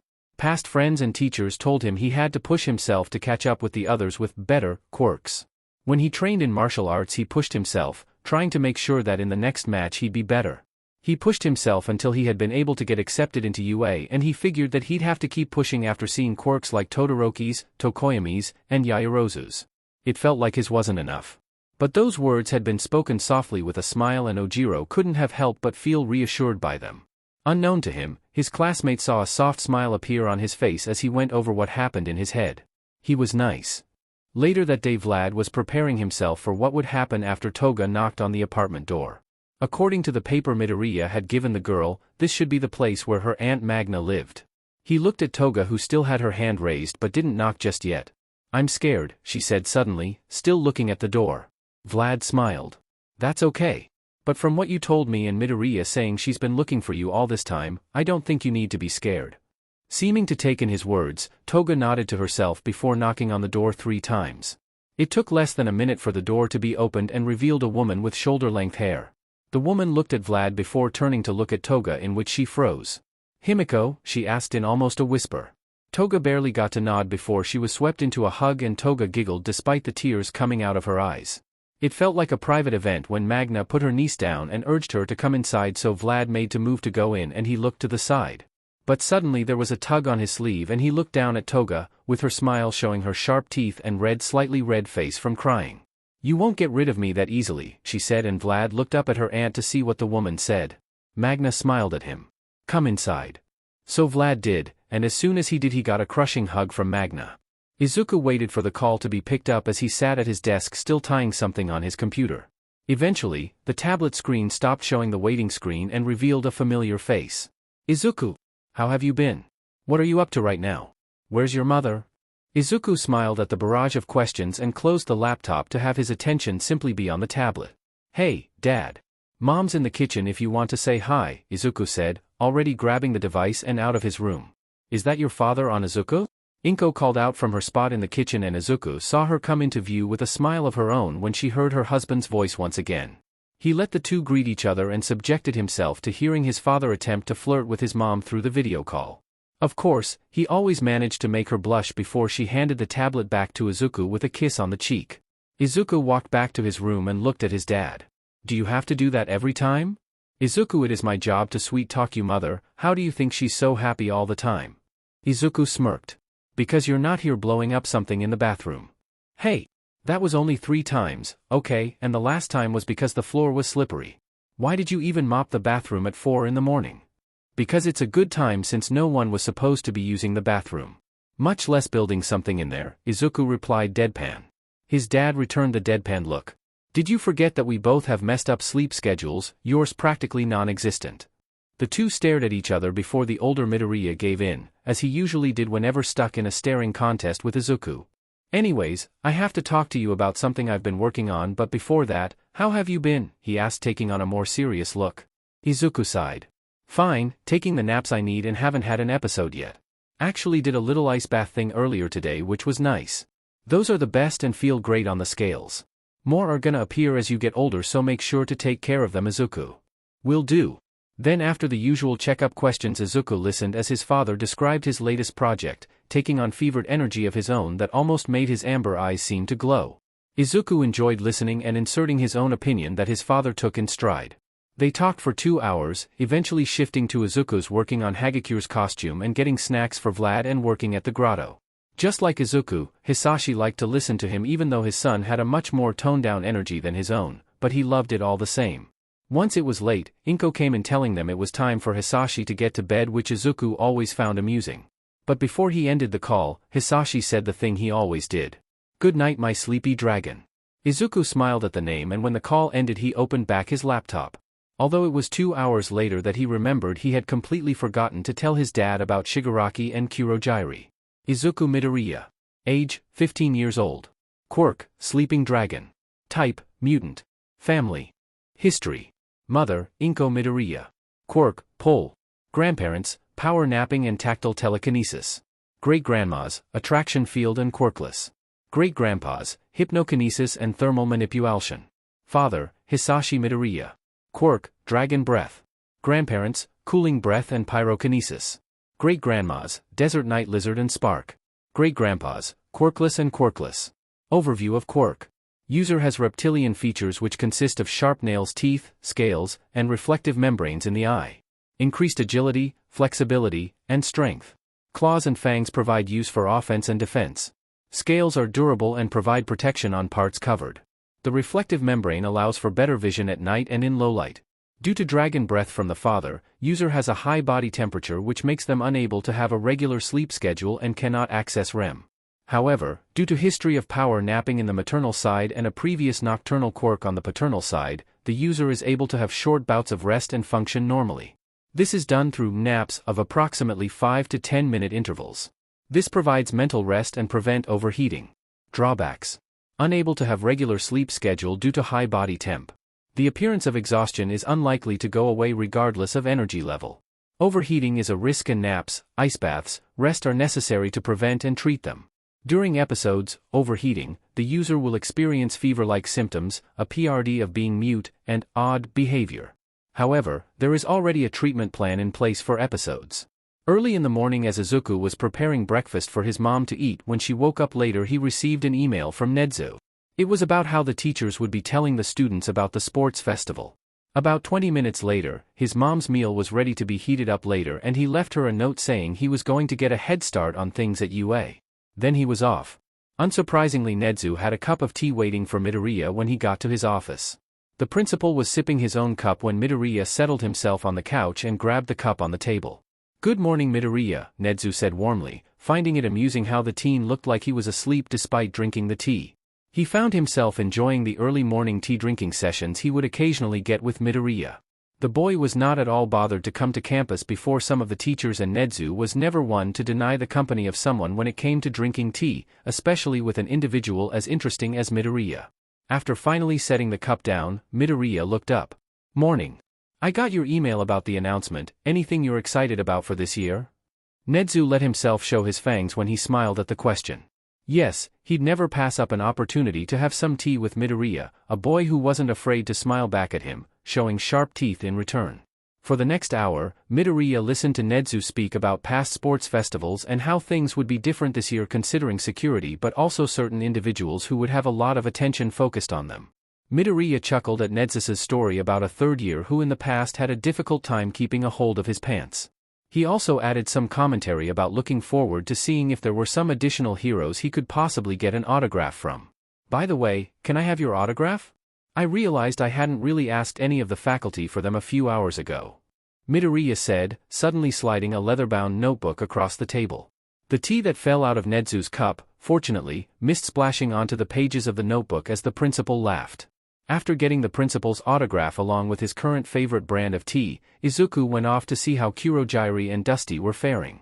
Kurogiri looked comfortable in the turtleneck sweater when he opened the door. "Hello, Midoriya, what are you doing here so early?" he asked, and Midoriya could note that sounded like concern. Izuku looked up at the taller man. "To check up on you. How's Dusty?" Kurogiri moved out of the doorway to let Izuku in. "There have been no changes, but I was told that a specialist would be coming in later today."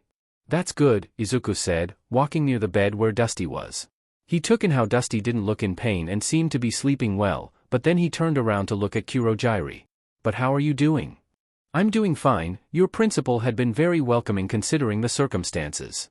Izuku gave him a small smile and nod at the response. "Would you mind if I visited again later?" "Not at all," Kurogiri said, but paused when he saw that Izuku had climbed onto the foot of the bed, but then he kept speaking. "Would you be willing to share your music again?" he asked. Izuku, who had gracefully gotten on the bed and was standing at the end of it looking up at the ceiling, looked back at Kurogiri. "It would be my honor." At that, there was no more to say and Kurogiri quietly watched a vent open on the ceiling and Izuku jumped up to grab the edge. He pulled himself into it without making much noise. Once inside, Izuku peeked his head out of the vent. "I'll see you later, Kurogiri." "Goodbye, Midoriya." Kurogiri got a kind small smile in return before the boy's freckled face disappeared from view and the cover slid back into place. And when Kurogiri returned to his seat where he had been reading before, he looked at the sleeping form of his charge. "Tamura, I think you would be very intrigued by Midoriya if you aren't already." There was no sighting of Midoriya until later when classes were returning from an assembly notifying students of the upcoming sports festival, rules for use of training grounds, resources, and being told, "Good luck." Class 1A in particular were the ones to see the signature head of green hair that seemed messier than usual.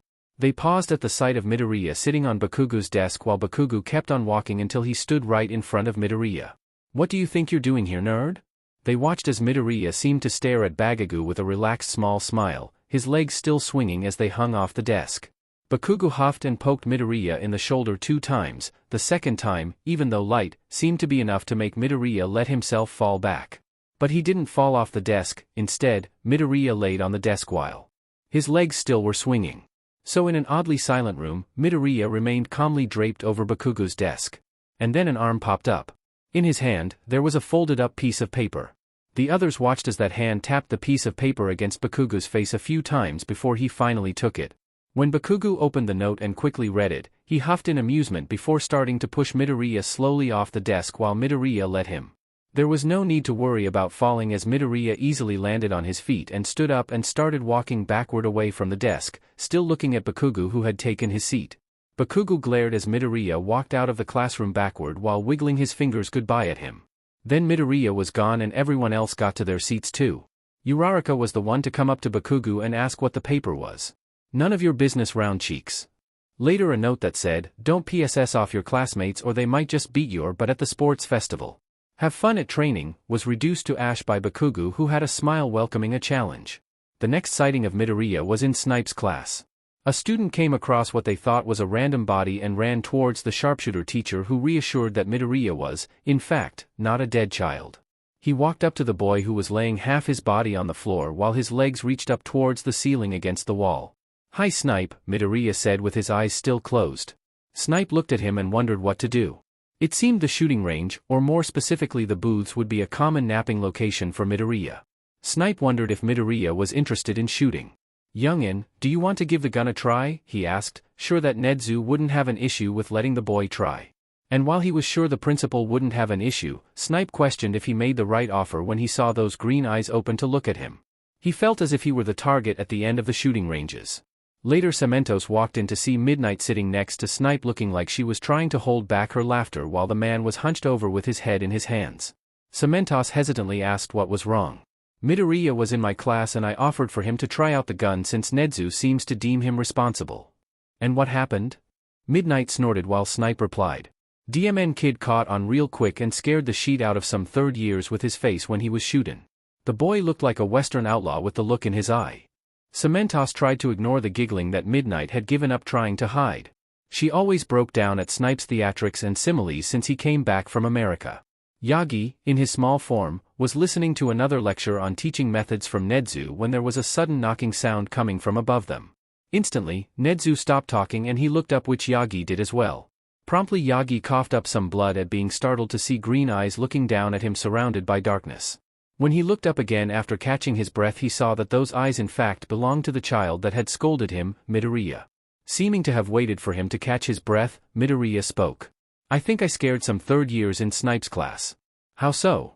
Nedzu asked, not at all asking why the child was in the vents in the first place, much less one in his office.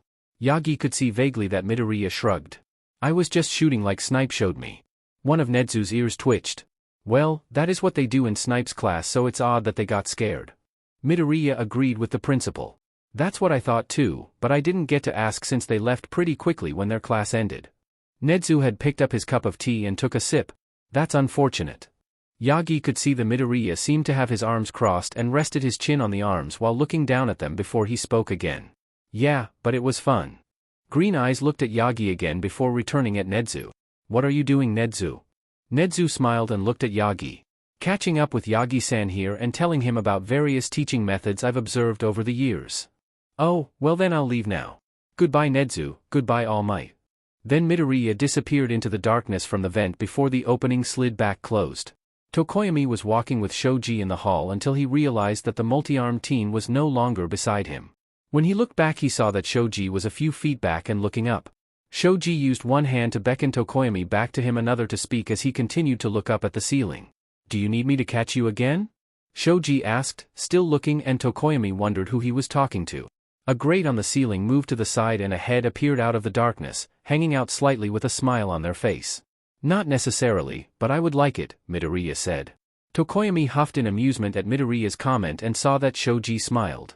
Then come on down, Shoji said. Tokoyami's impression of Shoji's strength was only confirmed when his friend caught Midoriya easily after the boy fell from the large height. And he had a positive impression of Midoriya's physicality when he showed no pain from being caught despite the drop. Midoriya seemed content in Shoji's arms before looking at him. Hello, I'm Midoriya Izuku. Tokoyami bowed his head in greeting. Tokoyami Fumikage, a pleasure to make your acquaintance. I see you already know Shoji. Midoriya nodded. He caught me a few days ago and I was simply smitten by his chivalry. Tokoyami smiled, but before he could respond a familiar shadow made itself known. If anyone can sweep someone off their feet it would be Shoji. Dark Shadow said. A glint of gold was seen in Midoriya's eyes when he leaned forward, still in Shoji's arms, to get a closer look at Dark Shadow, who did the same.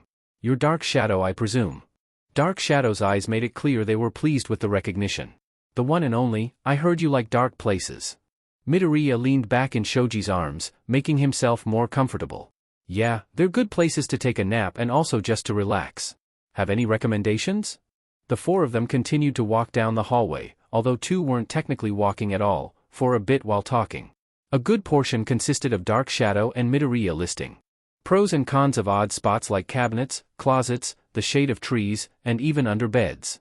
Though the two of them agreed that Shoji's arms didn't really have any cons.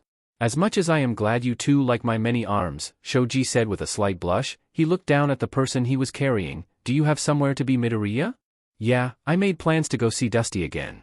It was amusing how Tokoyami hummed in agreement despite not knowing who Dusty was. Will you go back into the darkness that lay above us at all time? Tokoyami asked. Midoriya nodded and Shoji chuckled at how Midoriya seemed to understand perfectly that Tokoyami was referring to the vents. It was also amusing to see Dark Shadow volunteer themselves to bring Midoriya back to the ceiling to a vent that for some reason just happened to open just as he pointed it out.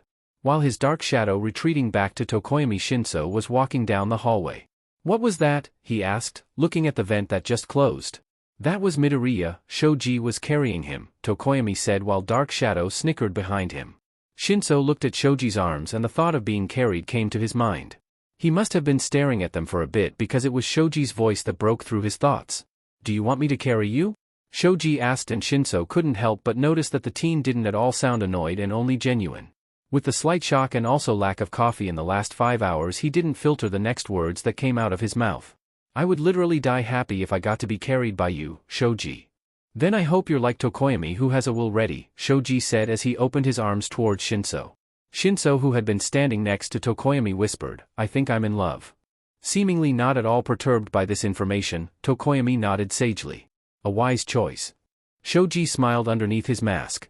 He was enjoying the odd but fun group of friends he had made here at UA. Although, he was starting to see a pattern of darkness and sleepiness in them.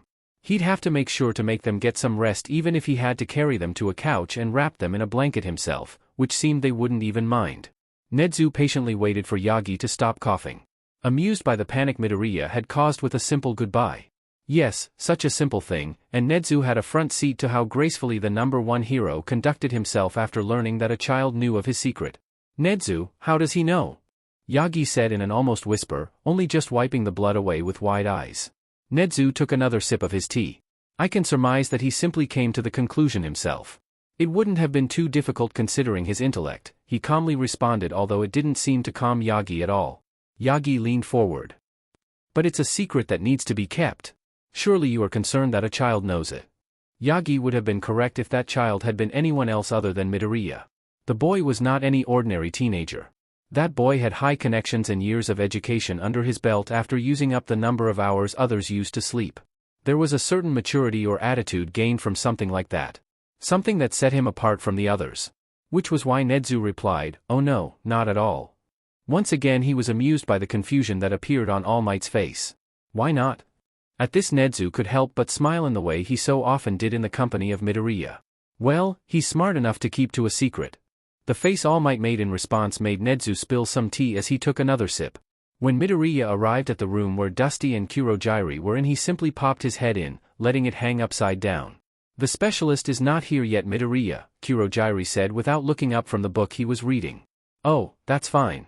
I can play some music while we wait, Midoriya offered. That would be nice.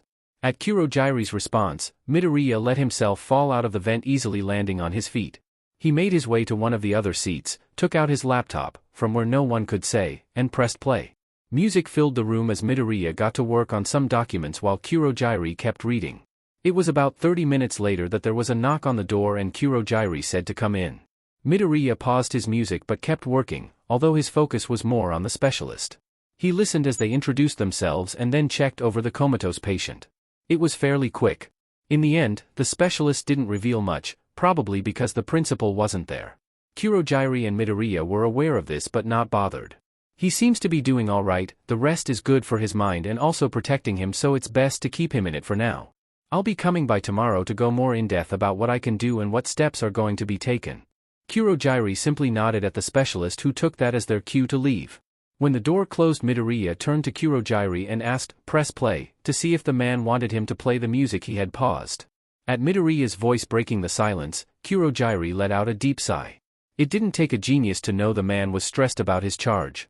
But Midoriya could see some tension. How there was tension in Mist he didn't know. Leave the caretaker, as he responded with, "Press play."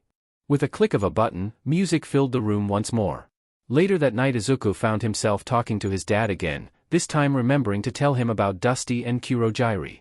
He told the story, not embellishing it like he usually heard his dad or Katsuki do. The whole time his dad was quiet, but then he finished speaking and he waited for the man's response. Hisashi looked at his son in disbelief before curiosity took over. "Who are they? What are their quirks? Are they cool? Are they assholes or nice? Did they hurt you? Did you hurt them? What did you do? How did your teachers react?" Izuku was amused by his dad. The man always had questions, and even when he was little he didn't hold back with asking his son a ton of questions even when he couldn't answer all of them. Inko thought it was cute but reminded her husband that no, their son couldn't tell him the reasoning behind a policy, seeing as he was only 3 years old. But now at age 15, Izuku was able to dutifully answer his dad and say, "No, I did not hurt them, why would I do that?"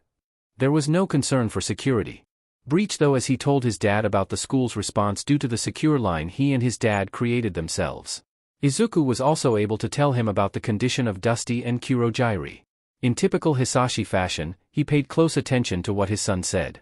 And similar to Izuku, he had been concerned about the villain's welfare. The two of them were talking about how despicable someone was to mess with a kid's mind when Inko walked in with a plate of fruits and a glass of water. Not bothering to interrupt her boys' late-night discussion, she simply set the plate and dish in front of Izuku while giving him a kiss on his head before leaving. 5 minutes later, Hisashi asked when the food appeared and then whined that he missed flirting with his wife. Popping a piece of strawberry in his mouth, Izuku said in a deadpan voice, "I can't believe you did that to Mom. Don't you love her? She deserves better. I'll send you the divorce papers. We'll be taking all your assets for the emotional damages. How are you, my kid?" Izuku shrugged. "I hang out with Kurogiri since he's alone. He likes my music," he said, completely changing the conversation. Obviously noticing this, Hisashi smiled before pausing, going over what his son just said about music. On the other side of the screen, Hisashi felt himself start to sweat. His kid's music taste was odd. Sometimes Izuku's music taste ventured into the weird side and low-key make Hisashi question his existence. Sometimes it made him feel like he has a swirling black hole full of stars in his gut. It was weird and worse than when he tried one of his coworkers' version of LSD. And that was when Izuku was only 10 years old, who knew was weird music he found within the last 5 years. More concern grew for Kurogiri. "He sounds like a fun dude," Hisashi said. Either not noticing his dad's anxiety or ignoring it, Izuku moved on to the next topic discussion. And when a coworker yelled at his dad to go going, the two said goodbye. But Izuku didn't go to sleep. Instead, he continued to type up questions on a worksheet. It was about coming up with fake scenarios to put in a new simulator they created at a college. Izuku was working on his 5th scenario and had 5 more to go. Kurogiri sat tense in his seat while Midoriya sat beside him. The man listened and watched closely as the specialist checked over Tamura before speaking to Nedzu and Recovery Girl. "Now there are 2 ways to go about removing the manipulations," the specialist said, making Kurogiri lean forward in his seat while Midoriya kept his eyes closed as he was leaning back. "This is due to the effect that it could have on the person who placed them, and if Shigaraki had been conscious it would affect him too, but with how he's unconscious and essentially willing due to how he accepted being in your company, it won't hurt him. One route will not cause the perpetrator any pain, but it's slow and would take about 2 weeks with the sessions spaced out. The other route is highly dangerous to the perpetrator with a lot of backlash. It could be done in about 2 sessions hours apart in the same day. But the backlash is very severe. There could be damage to the brain tissue and in severe cases, death. These are the 2 routes and I implore you to think carefully," the specialist finished saying with a serious look on their face. Not 3 seconds after the specialist said those words did Midoriya speak up. "I say go route 2. All eyes turned to him and only then did Midoriya look up at them, his eyes fully open instead of partially closed. It was unnerving, but it also showed how serious the boy was. And when the teen began to speak, Kurogiri saw that everyone listened, and so did he. The person who did this had no issues with locking away who Kurogiri was inside, and no issues with manipulating and harming a kid. Building a relationship on lies and pain. Controlling how he could think and what he could do without feeling pain. Dusty was in so much pain that day outside of the closet before he fell unconscious, and it isn't fair to him to still be unconscious when he should be enjoying his time out of that man's control. So go route 2. Get it done and free him from those manipulations, and whatever damage is done is sure to damage the amount of power that man holds. It'd be good to throw him off and give authorities and heroes a chance to get him, the boy finished saying. The whole time Kurogiri did not hear hesitance or a lack of confidence in Midoriya's words. Surely one of you is worried about the pain it'll cause? The specialist asked, flustered by Midoriya's opinion. Not at all, Kurogiri found himself saying before Midoriya could respond. If Midoriya, a child who only knew them for a short amount of time and managed to get them the help he had wanted to give Tamura for years, was able to come to this option so quickly, Kurogiri could not feel any discomfort in coming to the same conclusion. His master had done much harm and kept him trapped. Even now that he was free, he was still blind to who he used to be. And Kurogiri thought it only be fitting to hurt the man who had done this to him and his charge. Then that settles that. A chipper voice said, and Kurogiri saw that it was the principal speaking. If anything, it will give us an advantage, and if we are lucky, take out that man. I think it would be best to start the first session as soon as possible so that the young man can finally wake up and formally introduce himself. The specialist looked at all the people in the room. They thought over how cold, brutal, and scary that teen had spoken. How quick the Misty Man would give no mercy, and how on board the principal of a highly respected hero school supported their decision. It was frightening how easily these individuals said to go down the painful route. Are they SDSTS? Alright then. I'll get started right away. It was a few hours after the specialist came to the realization of the SDSM of certain individuals when an underground hero speculated to be a SDST visited that infirmary room. Aizawa was unsurprised to find Midoriya sitting legs crossed on the bed that belonged to Kurogiri as the Misty Man lay horizontal on the bed, their legs hanging over the edge. It was odd to look at Kurogiri. The man felt familiar and a bit too polite at times, but every time Aizawa saw him he could see they were loosening up. He could really see this whenever Midoriya was near. This time Kurogiri was wearing one of his sweatshirts he hadn't worn in years. The man was similar in size to him. Aizawa saw Kurogiri messing with some frayed string at the end of one of the sleeves in a way that reminded him of a friend that kept coming to mind whenever he looked at Kurogiri. Can you tell me about the villain you went up against while working with Midnight 7 years ago on Okinawa? Midoriya asked, bringing Aizawa out of his thoughts. Why do you ask? It's for a simulation thing, the boy responded, and Aizawa decided that asking how the teen even knew about that specific covert operation was not worth it. Instead, he described the villain and details of her quirk. The whole time the teen continued typing and added side comments. In the end, Aizawa was now able to figure out why that villain had been going after her target, something she had never revealed even under a truth quirk, and as he thought about how getting into contact with the lead detective in that case, a notebook was being shoved into his line of vision. Aizawa looked at the teen. Can I have your autograph? Midoriya asked. Aizawa couldn't help but think it was fitting that the boy looked a little excited asking him for his autograph despite befriending villains and then without mercy brutally declaring pain on the man who had hurt them. Someone who was probably in immense pain if the face of the specialist he passed by had said anything. The underground hero had been correct in his assumption. Somewhere, in an undisclosed location, that person was in pain and causing disarray in what used to be an organized facility. All for One wanted to rip his brain from the pain he felt. He had never felt anything like it despite the years he had lived. There was a burning sensation pulling and ripping into his very mind, into parts of himself that had been there for more than a century. There was no escaping the pain. Even as blood dripped down the scratch marks that decorated his scarred head, the pain did not stop. Even the doctor could not do anything, and he knocked the short man away in his anger. And as much as he was in pain, he was furious. Furious that this pawn disappeared, and now what surely had to be the quirk he used on that boy was causing him such pain. The years that quirk worked in the boy's mind had to be why it hurt so much. All for One cursed at the person who took what was supposed to be his new body away from him. He raved at them, screaming and cursing the one who was to blame for it. And when that med doctor suggested drags, in blind rage AFO hit him again. Eventually, after what felt like days, All for One collapsed and went unconscious. The doctor, who held a cloth to a cut on his head, let out a sigh of relief that the scarred man did not heavily damage his projects and could not hit him again. The first feeling Tamura had was feeling lost. It wasn't unfamiliar. He had been feeling lost since he was little, wandering the streets waiting for someone to help him, for anybody to help him. When a man in a suit had spoken to him, he thought he had been found. He hadn't. Instead, that feeling of being lost was buried underneath anger, sadness, and the feeling that he had lost utter control of himself. Now there was only the feeling of being lost, except for the first time, it wasn't as bad anymore. When Tamura wondered why that was, he slowly began to remember what happened. He remembered Sensei speaking to him, placing a hand on his shoulder as more ants crawled along his skin and words were whispered into his ear. He remembered the pain. He remembered UA in a dark closet before things changed. Suddenly he remembered comfort, a sensation at his fingertips, and a warm embrace. He remembered careful hands, reassuring voices, and then peace. He wondered how he could remember things he never experienced. But as the fog on his mind lifted, Tamura remembered he did experience it. He had met someone in that closet.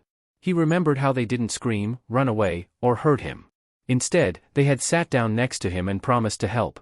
He had felt the sensation of the itch being pulled away as if a soothing balm had been placed on it. He had felt relief. Tamura had felt as if someone had finally found him. So when he finally managed to open his eyes, which felt heavy, he didn't panic. Tamura didn't panic at the unfamiliar sheets tucked around him or the ceiling he had never seen before. He didn't panic at seeing just a little bit of light coming through blinds on a window, light that never made its way into his room at the bar. It was calm, quiet. There was a silence that didn't threaten to choke him, that would cause him to bring his nails to his neck once again. It was nice. Tamura let himself just lay there for a bit, breathing slowly, enjoying the sensation of a clear mind. Enjoying the feeling of being found before he finally made a move to sit up. His limbs and eyes felt heavy, but it was as if he was waking up from a deep, deep sleep. He was slouched as he rubbed his eyes, but when he let his eyes open again he paused. At the foot of his bed was an odd sight that had him leaning forward to get a better look. When Tamura what it was, he couldn't help but be amused. It was the boy from the closet. But instead of curled up on a shelf like the first time they met, which he still didn't fully understand, they were curled up at the foot of his bed like a cat. There was really no other way to describe it. He stared for a few moments, wondering why the teen was on his bed when suddenly silent anymore. "It's nice to see you awake, Tamura," a voice softly said, and Tamura turned to see Kurogiri looking at him. The man was seated in a chair to the side. Most surprisingly was that the ma was in a sweater instead of his usual formal clothing. "Kurogiri?" Tamura asked before coughing at the dryness in his throat. Kurogiri handed him a glass of water, and as he drank he took in more details of the man that he had known since he was little. Details like how they were wearing metal bracelets and his mist didn't seem as active as it usually did. Details like how calm the man looked. "Where are we?" "At UA, Kurogiri said, taking the now empty glass and setting it on the bedside table. "You collapsed due to a mental quirk and the staff here took you under their care. Do you remember the help Midoriya," he gestured to the teen on his bed, "offered?" Tamura nodded. "Well, both of us accepted it. Except when you walked out of the closet and saw the other heroes there, the mental quirk that had been used on you caused you great pain which made you collapse. Midoriya managed to catch you before you fell to the floor though." There was a moment of silence before Kurogiri continued. "Tamura, I'm sorry to say that we have been greatly manipulated, and not by the heroes or Midoriya." Tamura saw how Kurogiri suddenly looked very tired. He thought about the other times he saw Kurogiri look like that. "It was Sensei, wasn't it?" Kurogiri nodded. "How long?" "Since I was created," Kurogiri said. "And since he found you as a child." The words felt uncomfortably loud in the room, especially the silence that followed them. As the silence grew, so did the anger that had been laying wait in Tamura's mind. Anger at his father for the pain they caused, the fear. Anger at how his other family member couldn't save him. Anger at himself for what he did. Anger at everyone who looked away from a distraught little boy wandering the streets. Anger at himself for feeling hope when Sensei found him. Anger at Sensei for making him only more lost. It erased the heaviness in his limbs. He didn't feel the urge to scratch as he usually did when he was angry. He felt the urge to scream, to punch and kick. Tamura wanted to destroy the silence around him. He wanted to yell at the way Kurogiri looked so defeated. He didn't understand why Sensei did this to him. He didn't understand why it all happened.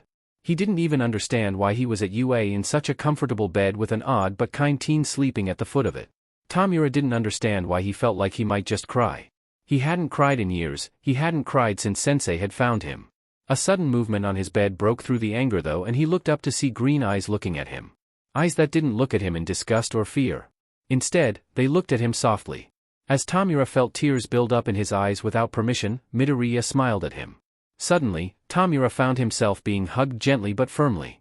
Green hair brushed against his cheek as arms smaller than his own wrapped around him, warmth seeping into him through the fabric of the clothes he wore. "It's good to see you awake," Midoriya said softly without mentioning how his tears were wetting the back of Midoriya's shirt. It was only for a few seconds, but Tamura let himself feel the hug for every single one of them until Midoriya released him. Then suddenly, they presented a tissue out of nowhere and were off the bed standing on the floor. "I'm going to give the two of you some privacy," Midoriya said before promptly walking out of the room. When the door closed, Tamura looked at Kurogiri in confusion. The man still looked sad but now slightly amused. "Let me explain what has happened." For the next 30 minutes, Kurogiri explained how he arrived in the closet, the collapse, the trip to the infirmary, the results of the investigation into their minds, and the decision to rectify it, the practically sadistic choice that Kurogiri, Nedzu, and Midoriya made. He described the principal and the underground hero that had been in their company the most.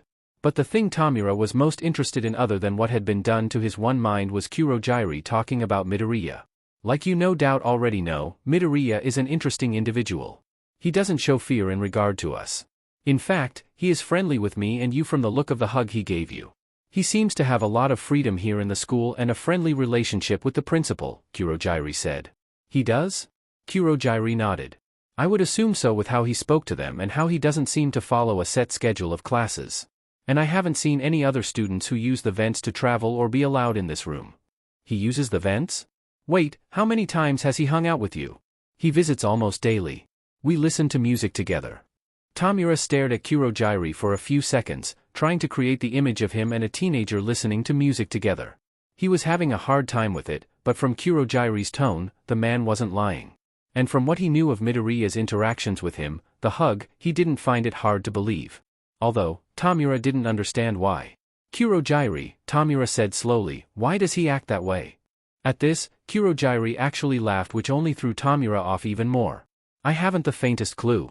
The next morning, after Kurogiri convinced Tamura to get some more rest, he woke up to music. When he turned his head, he doubted if he wasn't still dreaming. Because never had he seen Kurogiri in a hot pink hoodie letting his legs hang off the side of a bed while a boy in a blue hoodie lay beside him with a phone on his stomach playing music.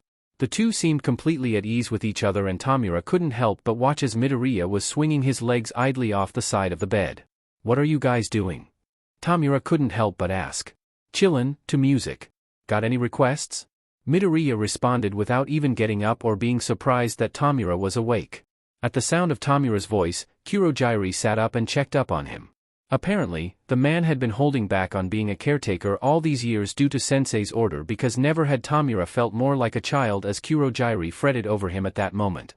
He saw that Midoriya was simply watching, and it was only after a minute that Midoriya got off the other bed and went to get a nurse. As if to give Kurogiri more time to fret over him before it was done by a professional. Which the nurse did, much to his displeasure. After almost being force-fed some kind of protein jelly thing, the nurse finally left him alone. All these interactions were almost giving Tamura whiplash. He fiddles with the newer medical tape he presumed Midoriya had reapplied on his fingers sometimes during his coma. Later Kurogiri would tell him that it was indeed Midoriya who had done it. He didn't need tape though with the quirk suppressant bracelets he had on. After a few minutes, Midoriya seemed to sigh and stood up. "All right, get up. We're gonna stretch." "What? Stretch, Dusty," Midoriya almost said sternly. "You haven't moved a lot and this is gonna make you feel better. Also, Kurogiri is anxious too, so both of you stretch." Tamura saw how Kurogiri stiffened at being called out before sighing in defeat, just more of the man's personality that was peeking out the longer he stayed he was away from Sensei. Following Kurogiri, Tamura let himself slip out of bed, wincing at the coldness of the floor on his bare feet. Seemingly pleased, Midoriya smiled. For the next 15 minutes, Midoriya led them through stretches. Even ones on the surprisingly clean floor. Tamura grudgingly admitted he was feeling better for it when Kurogiri asked him. So silently, he followed Midoriya's examples except when the teen was doing what was called the butterfly pose and was able to lean forward until their chest was touching the floor. "Midoriya," Tamura said after failing to even make both of his legs touch the floor in that position, "I can't do that." "Just no, how are you even doing that right now?" When Midoriya laughed, Tamura could have sworn he saw a glint of gold in their eyes for a moment. Nedzu smiled when he heard the telltale knock above him and the sound of the vent opening. "Good morning, Midoriya, how is Shigaraki today?" he asked, knowing that usually, the teen visited the two ex-villains in the morning even before Shigaraki woke up 2 days ago. Good. But he did complain about being stuck in the room, Midoriya said. Don't worry. We have figured out where they can stay. It'll be on campus but a decent distance away from students so the authorities won't be worried. I'm sure you will figure out a way to continue your visits, Nedzu said. It was funny how much mothering a teen could do towards 2 grown adults. That sounds good. At Midoriya's response, Nedzu looked up and saw the boy was letting his head hang down from the ceiling. Have you finished the assignment I gave you? Nedzu asked. It's in the drawer to your right. Nedzu smiled as he opened the drawer and found a packet stapled neatly together. What about the simulation worksheets you've been working on? Almost done with those. I'm doing extra one seeing as it's better to have a large database of scenarios to fall back on instead of repeating one too much. Have you thought about a program to take aspects from separate scenarios to create a new one? Midoriya sighed. The program leader already thought of that and said I needed to focus on the worksheet they gave me. They also talked to my professor too, who told me to stop taking on so many things or they would make phone call to my mom, especially if I tried to work on that program or other big projects. Nedzu paused at the mention of Midoriya's mother. He thought it was amusing that the teen loved projects so much, but would follow his professor's instruction to not work on the program at the threat of a phone call to his mother. Humans were interesting. Speaking of your mother, how is the grotto? As usual, Nedzu got a few minutes worth of a response to the topic of the boy's mother and her business. Nedzu listened as the teen spoke about their mother's plans and how he wanted more workers for their mom as he worked on certain documents and sipped tea. Later that day, Nedzu got to enjoy the company of Kurogiri. The two of them would occasionally have meetings such as this. Once where Nedzu was able to take out his good tea that he would never take the risk of Yagi coughing up. After taking a few sips, Nedzu asked, now that Shigaraki is awake, how would you feel about sabotaging the men who did this to you both? He watched as Kurogiri let themselves enjoy the taste of the tea before speaking. It would be my pleasure. An hour later, Nedzu had a plan in mind with the information Kurogiri was more than happy to share and willingly use his quirk for. If all things went accordingly, Kurogiri would be able to enact some revenge on the doctor that no doubt experimented on him and also prevent any more Nomu creatures from being created. I have to ask Nedzu, will Midoriya be involved in this? I think he would be delighted to cause trouble for the doctor, the man said, clearly thinking back to Midoriya's ruthlessness from before. Nedzu laughed. Unfortunately, he will not. If he was, I would have to call his mother. Although, I do doubt that he will manage to stay completely uninvolved. Sometimes he just seems to step into these types of situations while looking for a place to take a nap. In the days before the festival, UA was full of activity. The hero classes trained and hounded their teachers for extra practice and answers to questions. Students drifted around the entrance of the teacher lounge until a pair of red eyes glared at them from a dark corner, which sent them scurrying and speaking of a cryptid in the school. The rumors grew with reports of whispers from the vents. Recovery Girl was hounded for energy gummies and bruise creams for support students who were less than aware of their surroundings. Power Loader specifically asked for burn cream because Hatsume had exploded something 6 times in a row despite her smoldering clothes. A certain warp user took pleasure in screwing over a short creepy doctor with the help of a polite Nedzu. Kurogiri and his charge also got settled into their new living situation on campus. It was also where employees had the option to stay as well. Nedzu did always like to take out 2 birds with 1 stone. Tamura had been pleased by the natural light in his room and Kurogiri was pleased by the tea set waiting for him in the kitchen along with a box of tea leaves. The next morning though, he found next to the tea leaves a box of a coffee blend labeled from a place called the Grotto. In the next cabinet over, he found the person who put it there. A few other people encountered Midoriya in his spots as well. Some were too busy or nervous about the upcoming activities to even notice. In Midnight's art class, a student felt jealous about the realistic sculpture that someone created. In Power Loader's class, students avoided him, thinking it was a robot that Hatsume made. A second-year hero class thought it was a dummy in their training grounds. The teachers were too busy to correct them. Though, on the day of the festival, there was no sign of a green-haired dummy sculpture robot anywhere in the school. Class 1B was full of energy. They were excited and at the same time apprehensive about how they would perform and whose eyes they might catch for internships. They were getting ready in the locker rooms they were led to and Rin had opened his locker to put his jacket away. After taking it off, he used his quirk, letting the scales appear on his arms, on and off just to check that all was as it should be. It was a normal routine every time before training, and while the others might have commented on it in the past, the voice that said, "Oh, nice scales," was one completely unfamiliar and closer than usual. Rin paused and looked towards his open locker only to see two eyes that seemed to be glowing in his locker. Before he could even respond or get away, Shishida, who was at the locker next to him, yelled and slammed Rin's locker door closed. At the commotion, everyone froze and looked toward the two 1B students. Then there was a knock. A knock from inside Rin's locker. "Can I come out or am I gonna get hit by the big guy?" a quiet muffled voice asked. Rin looked at his locker and to the rest of his classmates. Away's mouthed to him, "What is that?" and Rin shrugged in response. He had no clue. Kaibara yelled from his spot, "Who are you?" They all waited for a response. "A student," the voice said. "Oh yeah, and where's your proof?" Kamakiri got ready to run for a teacher if it really was an intruder, but then they all watched as a card poked out of the slits on the locker. Rin quickly grabbed it. It was a UA school ID. The photo showed the boy that they had seen on top of one of their shelves in Vlad's class. Midoriya Izuku, who weirdly enough their teacher had no idea what class he was in, and even on his ID there was no information revealing it. But this meant that they had just trapped another student in his locker. Shishida slammed a locker closed, trapping him in there. Rin cringed as he showed the others the ID and watched as they came to the same realization. Slowly Rin opened the locker, letting light shine on the crouched figure of Midoriya, who looked bored rather than annoyed. Rin handed him the ID and Midoriya took it quietly before asking, "Can I get out?" Rin nodded and watched as Midoriya got out with ease as if he was used to getting out of tight spaces. Once out, Midoriya stretched before turning to Shishida. His dark circles and tired expression only made Shishida feel a bit guilty. "Is the festival starting soon?" Midoriya asked. Shishida looked to the side awkwardly before responding. "Yeah, in 30 minutes. All right," Midoriya said. Then he turned to see that the other boys were staring at him. Before any of them could ask Midoriya a question, Rin was already asking one. "Why were you in my locker?" "I was looking for a quiet place to relax before the festival started." "And you chose my locker?" Midoriya nodded. "Technically I don't think it was your locker an hour ago." Rin paused. "You were in there for an hour?" "It's comfy," Midoriya said as if it was obvious. Rin watched as those tired green eyes looked him over. He could feel their gaze on the scales still on his arms. He saw that Midoriya said something, but it was too soft to hear. "What did you say?"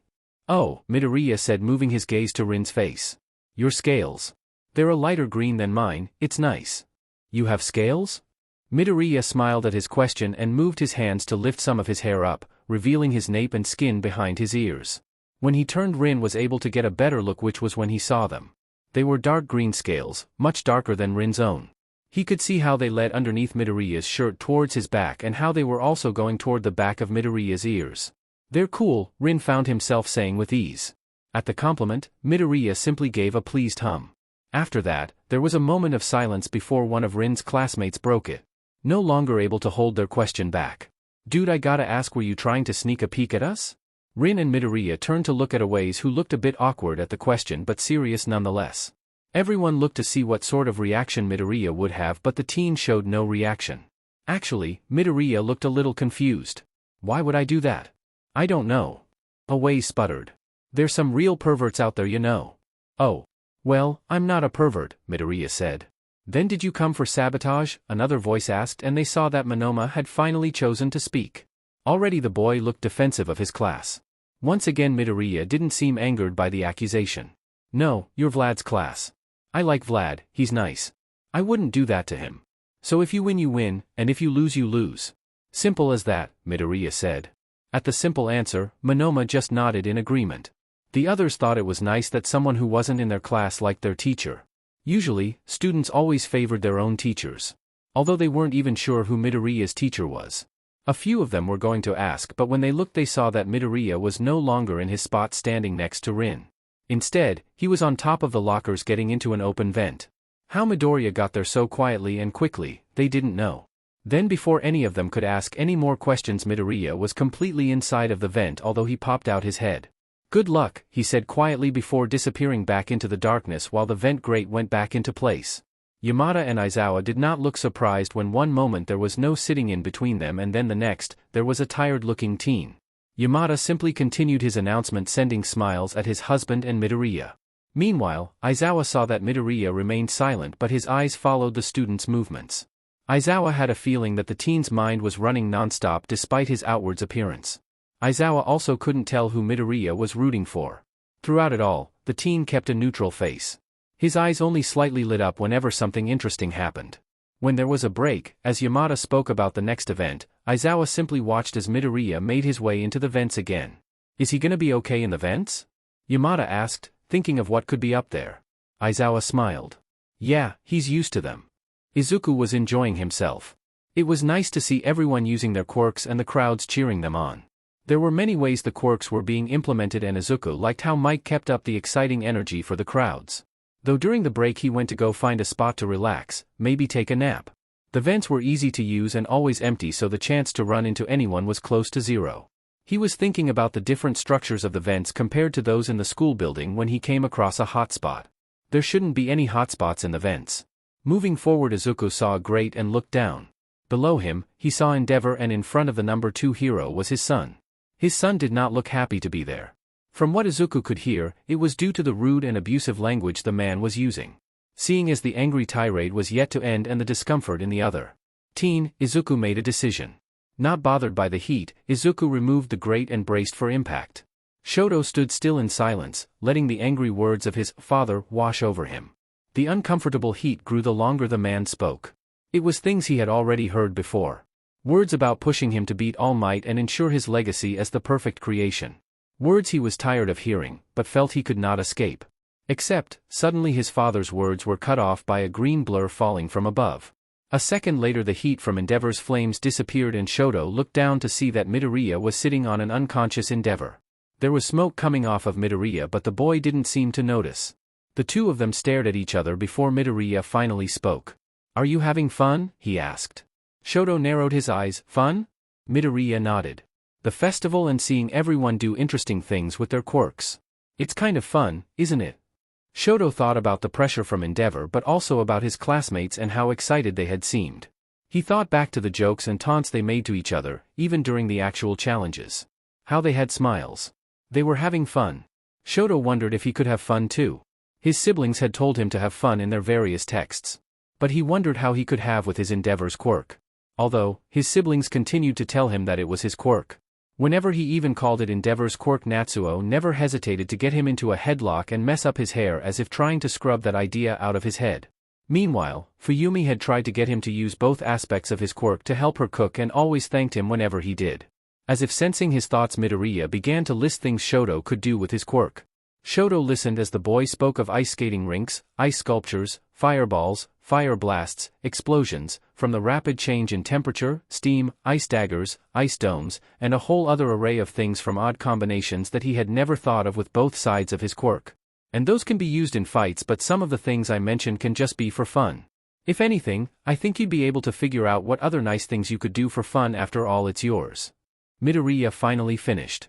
Before Shoto could respond, there was an announcement that all participants needed to get back to their designated locations. Seem like it's time for you to go, Midoriya said, getting up from his seat on Endeavor before grabbing one of the man's legs. I'm going to deal with this, but you go have some fun.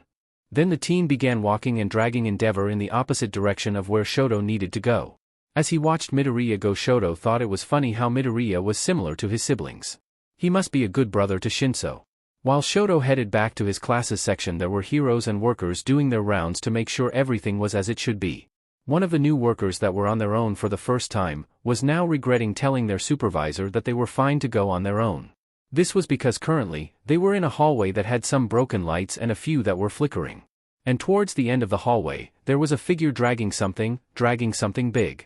With shaky hands, they took out their phone and started to record the figure. The video ended when the small figure turned and 2 green glowing eyes could be seen. During the rest of the sports festival, the video would go viral on Twitter. And during his classmates' matches, Shoto would send it to his brother. Tuya, or Dabi as he was known to others, laughed when Shoto texted him what it actually was. Of course, he looked away from his phone when he heard a yell. Looking across the street, he saw a green-haired woman yelling at a man who was trying to take her purse. Seeing the woman's stature and the thief's growing anger, he ran over to them. Ingenium rushed to get to his destination after getting caught up in watching a live stream of the sports festival. He had stayed longer than he should have among a crowd watching one of his brother's matches. Although, he sent a message to say he would not be able to make it to his usual patrol route, already late as he was when he came across an odd commotion. It involved a woman with green hair being comforted by a scarred man as she cried, while there was a man unconscious on the floor showing clear signs that he had been beaten with the purse the woman was clutching. Tamura was sleeping until he wasn't.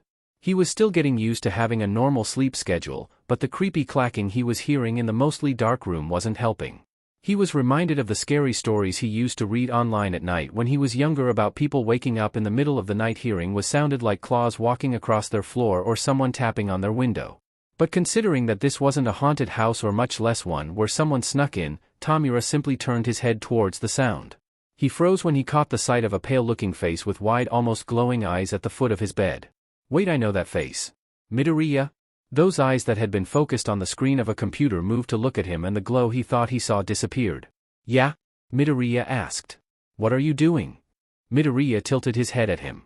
Writing up some packets for the students about the sports festival and what I saw. Tamura kept looking at him when Midoriya didn't say anything and he looked at the clock by the bed which showed the time. At 4:23 a.m.? Oh, that's the time right now? Huh? Tamura sighed seeing that the kid wouldn't explain. Why are you here though? Midoriya shrugged, it's nice and I wanted to make sure you're okay. At Midoriya's response, Tamura was reminded of just how he had ended up in this situation. All because a teen had asked him if he was okay while in a storage closet. Ever since then, Midoriya has been kind to him, almost motherly too in a way. Kurogiri had told him how Midoriya had checked up on him while he was in the coma and how angry Midoriya seemed for him after learning what had been done to him. Even though Tamura knew he didn't have the best appearance or personality, it didn't seem to drive Midoriya away. Instead, Midoriya hung out with him and Kurogiri. He treated them like friends. It was nice. Although it was odd. For Midoriya to just show up in the middle of the night, well, not that odd as showing up in their kitchen cabinets. Aren't you worried about Kurogiri? Tamura asked considering he wasn't the only one who lived there. Oh, he's with Chillin, his headphones, Izuku said pointing to his right. Tamura turned to see Kurogiri in cozy clothes with headphones sleeping soundly on a chair, the man still worried after Tamura despite Recovery Girl's clean bill of health. The sight made Tamura want to laugh, still unused to seeing Kurogiri like that. He looked back at Izuku who had returned to his computer. Those green eyes once again focused in a way that looked so different from their almost closed appearance. Tamura hummed to himself thinking over his new circumstances again and the person who helped him get there. He laid back down and turned to go back to sleep. It was to those pleasant thoughts that he let himself slip back into the gentle hold of sleep.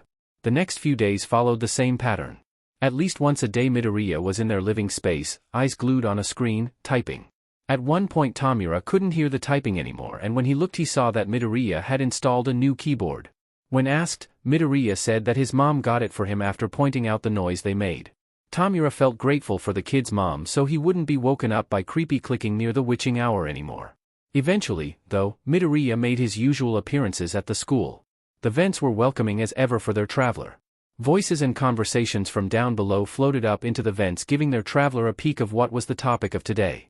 Going over several classrooms Izuku could hear idle chatter as the students waited for their teacher to come in. The majority of the words were in regard to possible internships and requests from heroes after the sports festival. But oddly, Izuku heard snippets of the words, cryptid, video, and a dead body. Izuku wondered if he should check a long-abandoned account he had on Twitter to see what the fuss was about.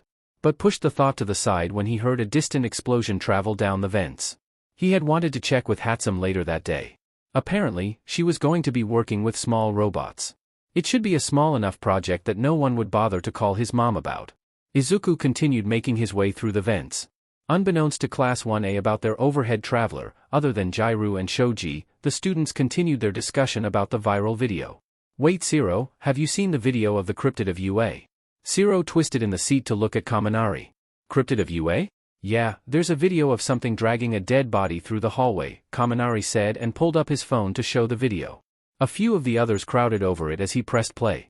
They were silent as they watched someone drag something big, Zero's eyes widening when the thing turned and glowing eyes were seen as the person who took the video cursed and ended the video in panic. So where do you think the dead body came from? Kaminari asked. Before any of the others responded Todoroki's voice cut through the air. He wasn't dead, only knocked out, he said bluntly. Several heads twisted to look at Todoroki only making the boy raised an eyebrow. Before any of them could ask him to elaborate Aizawa-sensei walked in and Kaminari groaned at the missed opportunity for answers.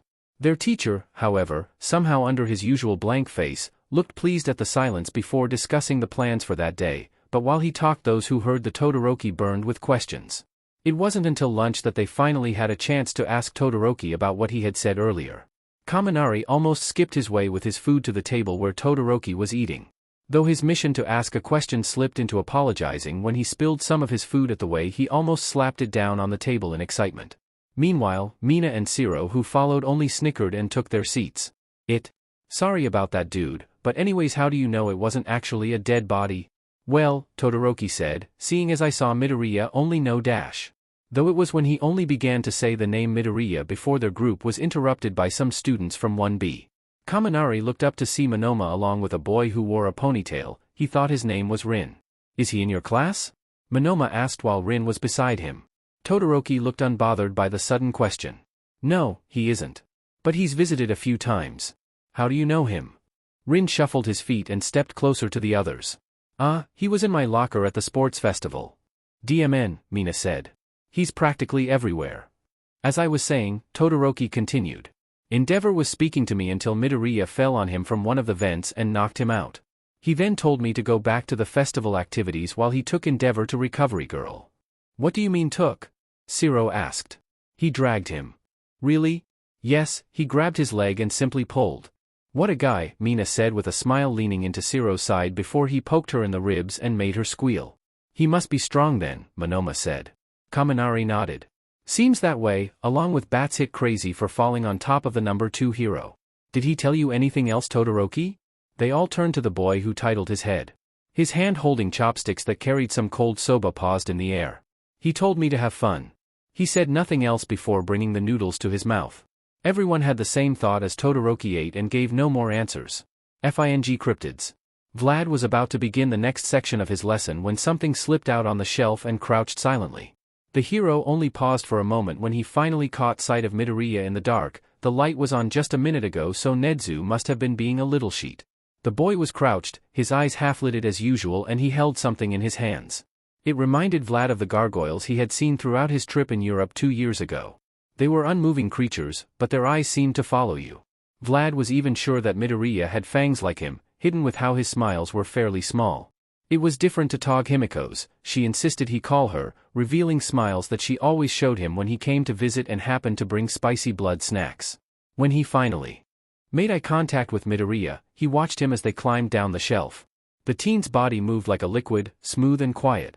Midoriya simply stared at him as he walked towards him, stepped silent, startling a few of his students he walked by, before stopping right in front of him.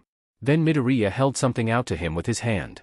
Almost as a reflex, Vlad took it and Midoriya looked him in the eyes for just a second more before nodding and then turning around to walk out of the room. It was only when Vlad no longer saw Midoriya's back that he finally looked down to see what it was that Midoriya had given him. It was a bag like last time. It was red, with a green ribbon. But this time the red had white polka dots decorating it. Like a strawberry. Later when he was packing up his things, Vlad would find a pile of packets on his desk.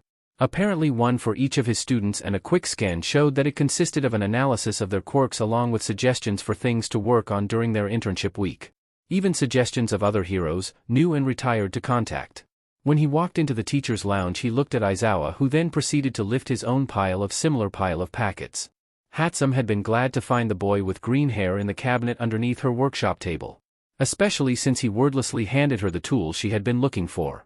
Smoothly she stepped to the side as the boy stepped out. She grabbed a pair of goggles and handed them to him. Wordlessly he took it. Hatsume turned her attention back to the contraption that Nedzu had contracted her to build. The boy stood beside her taking in the details and he seemed to see what she did. A moment later he was giving her another tool and she hummed, pleased. Usually, by now the other person would have left. Izuku ignored the building heat at the nape of his neck to help with stabilizing the explosives that were supposed to be in the small robots. The next day, the conversation switched to focus more on the packets that were handed out to the hero classes. They had seemingly appeared overnight, but the teachers, including those of the first-year hero course, were well aware of the one who dropped them off. Despite this, Aizawa-sensei had made no comment about the origin of the packets or their content when he handed them out. The only thing he had said was, read this and take notes. If you have any questions feel free to ask, before letting them have time to go over them. There was quiet chatter in the classroom as each of the students went through their carefully catered packets. The volume only rose as one by one, students went up to ask questions and started to discuss the content with their fellow classmates. When the time was up, Aizawa-sensei brought up how they will be needing to start figuring out their hero names and internship offers. To say the least, it was a chaotic day. Everyone had been excited to finally share their hero names. When Rin and 1B had come to the front to say his hero name, Dragon Shroud, he heard a quiet voice from the ceiling say, "Cool." Rin looked at the vent. "Oh, thanks Midoriya." A moment later a hand with a thumbs up stuck out before retreating into the darkness. Vlad King made no comment and only signaled Midnight to call up the next student to share their hero name. Shinso was going over a worksheet for Midnight's class when Todoroki came and sat in front of him. He placed one of the packets their class got on the table and Shinso could see different portions highlighted. They were in pastel. "Your brother is smart," Todoroki said. "Wait, what?" Todoroki pointed to his packet. "Your brother pointed out a lot of applications for my quirk. Not all of them were hero-related, which is good to know." Giving up on understanding Midnight's assignment, Shinso put it down. "Dude, you know Midoriya, because it was always Midoriya who Todoroki was so insistent on being his brother, isn't my brother. And how do you even know it was Midoriya who made the packets?" Todoroki looked unconvinced by his denial and instead flipped to a page in the packet and showed Shinso. Some of the text was highlighted pink. "These are some of the things he mentioned I could do with my quirk after he knocked Endeavor out." Oh, Shinso looked and saw some things he didn't even consider Todoroki could do. "These look cool, eh? Wait, what?" Izuku found himself at the grotto. It was a late-night shift, so he had yet to meet the new worker his mom hired. He'd have to work a more regular daytime shift if he wanted to meet them though. Rarely was there someone wanting to be working in the midnight hours. It helped that he didn't need to sleep when most people did, but that didn't mean there weren't those who weren't awake at the same time he was. The late working students or employees that needed a coffee or pick-me-up in the middle night could usually count on the grotto being open. Izuku was there, with his dark circles and calm demeanor to deliver whatever sweet or savory bakes good or occasionally worshipped beverage into their tired hands. It was a safe haven for them when the sun went down and most other places had long closed. It also provided an opportunity for Izuku to meet several different types of people, all sorts of personalities. Including now, a man who spoke with two different voices. One of the voices was deeper and more aggressive than the other. He listened as the two voices seemed to argue, unable to come to an agreement on what they would like to order. But when the man looked like he couldn't do it anymore, Izuku decided to do more than just listen. Silently, Izuku made his way around the counter. He observed his customer carefully for unease or anger, but all he saw was anxiety and shame. He looked at the jacket they wore. He tugged on the corner of it lightly. The customer's head turned in his direction. Eyes wide and searching. They looked down at Izuku's fingers' small grip on their jacket and back on his face. After a few moments, Izuku tugged it lightly again and looked over to a seat at the side of the cafe. The customer followed. When Jean found a cafe open at 2:23 a.m., he thought that maybe things would be alright. His sleep schedule had been messed up and he could use something nice to distance himself from his own brain. Except when he went to order, his mind couldn't keep things straight or make a decision that didn't contradict each other. He didn't even have his mask to hold him together. It had hurt to feel like something was pulling away as he tried so desperately to hold it all together. All in the effort to make the simple decision about what to eat and drink. Already he started to worry that the employee would kick him out as so many others had done in the past. Sure enough, the employee left the counter and came around. Just one more time for the record, where he'd be dragged out and called a freak. Except, unlike the others, this employee just tugged lightly at his jacket. He felt his neck crack when he turned to look at them, finally able to focus long enough to take in their features. It was a young teenager. He looked tired, probably too tired to deal with him. But yet, they didn't make any move to drag him to the exit or berate him. Instead, they looked at him. Their eyes didn't hesitate to take in his less than put-together appearance, not even lingering on the scar in the middle of his forehead. There was another tug at his jacket and the teenager gestured his head to a seat nowhere near the exit of the cafe. Jean let himself be led to sit down in a comfortable chair. Once seated, the employee left but sure enough came back. They placed 4 items on the table. 2 drinks and 2 pastries. The 4 items he kept arguing with himself at the counter when he tried to order. "I didn't want both of them. That's too much to eat, idiot." The employee looked unbothered by his response and instead nodded. "All right, which one did you want?" Jean looked down at the 4 items. Already he could feel the different opposing sides within himself. It was an internal argument and Jean waited for the employee to leave, to sigh in frustration at how long it was taking him to make a decision. Though, this time with the items in front of him where he could see and smell the fresh pastries slowly, Jean felt a bit better than he did at the counter. He grabbed the sweeter drink and pastry out of the 4. The employee grabbed the other 2 items. "Do you mind if I have these?" they asked. Jean didn't see a reason they couldn't have them and shook his head. They nodded and began to drink their drink, still sitting across from him at the table. Jean did the same. He couldn't remember the last time someone sat down to eat with him. The last time he grabbed a cup of coffee with someone. There was rarely anyone who wanted to stay within his vicinity for longer than necessary, especially when he spoke. Jean looked around the cafe and saw that they were the only ones there. Every employee needs a break once in a while, Jean thought, and took a bite out of his pastry. The employee did the same and then asked, "So what's your name?" "Twice. My name is Babaigawara Jean," he said, hoping they wouldn't recognize the first name. He knew he had made the news in the past, but that was it, the past. "Nice to meet you, Babaigawara-san. I'm Midoriya Izuku," Midoriya said before taking another bite of his pastry. He showed no recognition at the name, twice. Jean stayed in the cafe for almost an hour. A surprisingly good amount of it had been talking to Midoriya. A lot of it was small talk, but it undeniably made Jean feel a bit more settled in his skin. The whole time as he talked, Midoriya never flinched at Jin's own interruptions. He had been unfazed and would ask another question or add his own comment. Even though he looked like he should have been sleeping instead of working, Midoriya looked comfortable sitting across from him and just talking. When Jean finally left, Midoriya had said to come back any time. Jean actually believed he meant it. Izuku looked out the storefront into the night. He had a feeling that no one else would walk in but stayed at the counter and pulled up his seat as he took out his computer. When he opened it, he saw the document he was working on still there and he started to type again. He drank some water and ignored the heat at the back of his neck. He had heard recent chatter about Stain and was putting together information. He knew that Nedzu, Kurogiri, and Hatsume were up to something too. That was only confirmed when after he sent Nedzu an email with his research he got a response from Nedzu thanking him for the information but also threatening that he would call his mom. Izuku took heed of Nedzu's warning and debated whether or not he should block Nedzu from calling his mom. Though he had a feeling that it wouldn't stop the principal. When it was morning and time to head to UA, Izuku made sure to make a cup for Aizawa-san. After taking a large and concerning gulp of still hot coffee, Aizawa-san looked a bit livelier when he said that the students had made their decision about which internship offers they would be accepting. "They'll be gone for the next week or so." Izuku nodded and went on his way. 3 days later, Izuku frowned as he watched the evening news footage about the attack in Hosu. There were various creatures with exposed brains that had gone on a rampage, including an attack on some heroes who arrived at the scene by Stain. Stain, however, had evaded the authorities, but fortunately, there were no casualties. The creatures were dealt with, and Izuku noted how in some photos on social media it looked like parts of the creatures suffered small explosions in their body. One of the common locations was always the brain. Izuku headed to a specific dorm on UA and the door was already opened by Kurogiri when he approached it. "Hello Midoriya, Tamura at the moment is asleep," Kurogiri said, and Izuku could hear the faint sound of the news coming from the television. "Your plan was successful," Izuku said. Kurogiri sounded pleased when he answered, "It was. Your principal told me you helped with the explosive devices despite not being aware of the plan." Izuku nodded. "Thank you." Izuku only looked closely at Kurogiri, noting how he looked.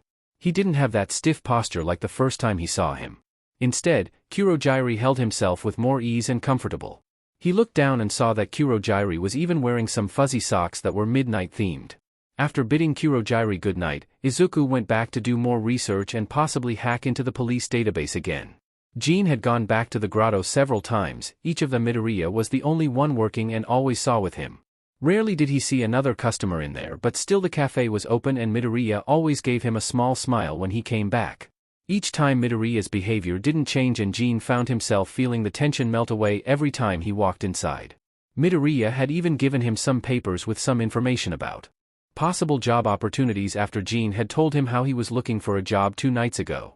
It was nice to see the grotto on the list of possible places. He had wanted to thank Midoriya, but when he turned back he saw Midoriya looking at his computer with a frown. It seemed that Midoriya had been working on something for a while now. Every night without fail Jean saw him go back to the computer when he left. He hoped it was nothing too important. Midoriya had been looking a little sick that night and Jean hoped it wasn't a fever. When students finally returned to school after completing their internships, everyone was talking about the attack in Hosu. Especially how the hero killer, Stain, was still on the loose. There were also many different rumors and theories about where the creatures with the exposed brains had come from. Other than that, the other topic of conversation was the different things they had done in their internships. "Tsuyu, that's so cool," Kirishima said after Tsuyu finished her story of how she helped Selkie and their sidekick Sirius apprehend some stowaways.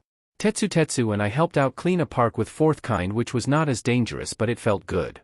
The two of them kept walking down the hallway and Tsuyu told Kirishima, "Aizawa-sensei says being a hero is more than just action. Caro, cleaning up parks matters too." Kirishima smiled and sighed. I know, it's just dash.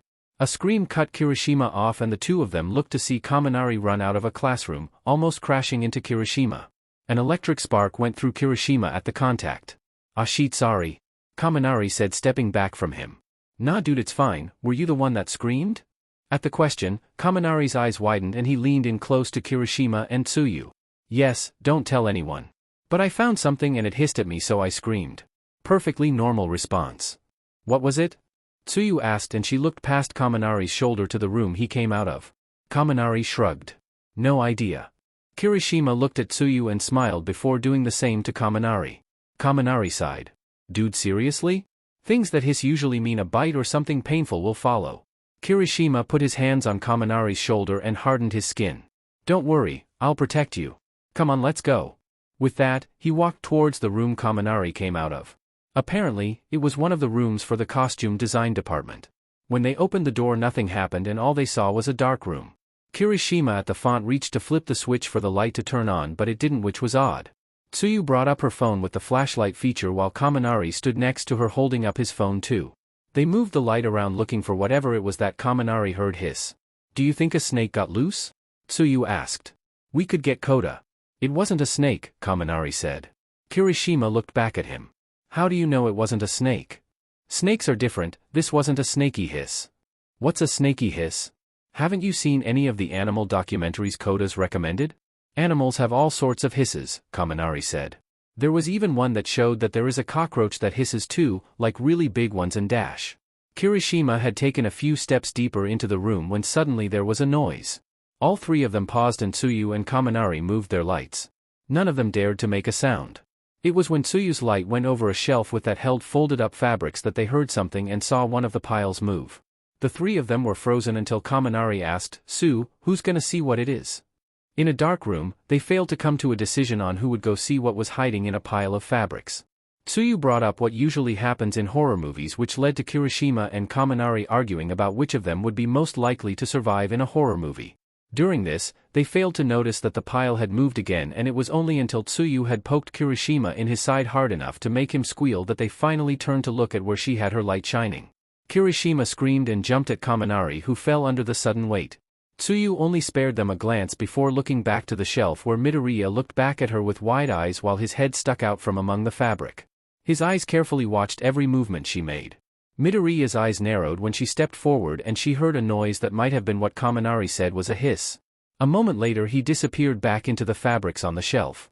Tsuyu looked at Kaminari and Kirishima, who were frozen on the floor, and couldn't help but agree when one of them let out a, "What the F dash?" Logic would dictate to avoid weird rooms where some unknown creature was inside, along with whatever was making Shota's evil rat employer so amused. Things that amused Nedzu tended to make Shoyuta break into a cold sweat and lay awake at night questioning why he bothered to work for Nedzu. Of course, the next morning he would arrive early. Nedzu found this particularly interesting. In this case, it didn't seem like it would be as severe. Although, Shoyuta wasn't a fan of how Tsuyu had said, "He's still here," in a somewhat ominous way when they walked into the room. According to her and two other student testimonies, Midoriya's new habit was to crawl around a dark room and hiss at others. Shoyuta would have loved to know why. Well, it seems that Midoriya has skillfully hacked into the cameras and interfered with the lighting system. It will take 2 weeks and a professional to turn them back on in this room without Midoriya's assistance, Nedzu said, not at all bothered by standing in the room that would have been pitch black if it weren't for the flashlights Shoyuta and Ectoplasm held. The principal remained calm despite the small noises from various parts of the room that caused his ears to twitch. 2 weeks? Shoyuta asked. Yes. There is a wonderful virus that would play a series of pre-Quirk era documentaries about various topics on all of our display monitors if the wrong step is taken with disabling the virus. Ectoplasm looked at Nedzu.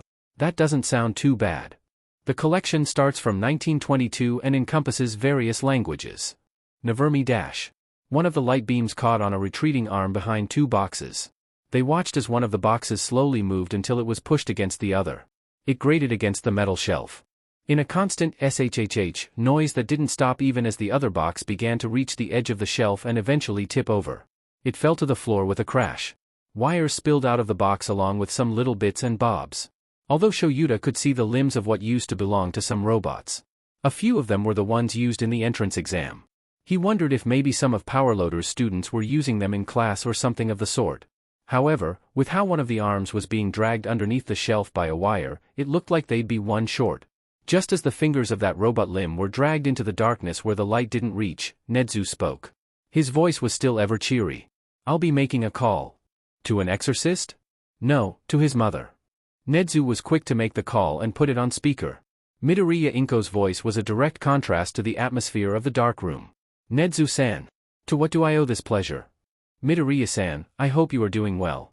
I'm simply calling about your son. It seems that he's displaying some odd behavior and I believe is having what you would call an episode?" "Oh, can you just describe it for me?" Midoriya-san asked still kindly. Her voice was the only sound in the room and Shoyuta could swear that he saw eyes low to the ground from under a shelf looking at him in the corner of his eye. "He's currently sequestered in a dark room where we have a variety of things in storage. The lights and cameras have been deactivated. The eyes disappeared. And 3 of our students reported that he hissed at them while on a shelf before retreating." Shoyuta felt a tug on his scarf and looked to see the fabric leading down his side and towards another set of filing cabinets. "He's also currently pulling away one of my employee's scarf." The tug didn't waver and Shoyuta was reminded of an unwinding string. He didn't feel inclined to stop it. There was a laugh from the phone and when Midoriya-san spoke, she still didn't sound concerned. In fact, she sounded amused. "Yes, that's an overheating episode. I'll call my husband and he can come to the school. But for now, set something cold out for Izuku, like an ice bath. You don't have to worry about leading him. Just turn off the lights where you set it up and he'll go to it with no issue." Goosebumps rose from Shota's neck as the last of his capture weapon was dragged away. Only to be pulled out of sight, though he could still hear it dragging against the floor and other pieces of furniture in the room. "Don't worry too much," Midoriya-san continued. "He won't hurt any of you, at worst you'll be a bit unsettled." Shota's eyes caught sight of his scarf being pulled up a shelf into the dark. With that the call ended and Nedzu simply made another call, already setting plans into motion to do as Midoriya-san instructed. Soon enough Shoyuta was still standing in the dark room with 2 of his coworkers and 1 of his students, Todoroki. Nedzu didn't hesitate to explain the situation and Todoroki didn't hesitate to agree to help create an ice bath. Shoyuta ignored the fact that they had perfectly good ice already in the kitchen and how Todoroki was staring at him with what he knew was his thinking gaze. Apparently, his student was under the impression that Midoriya was his child, as Hitoshi mentioned several times.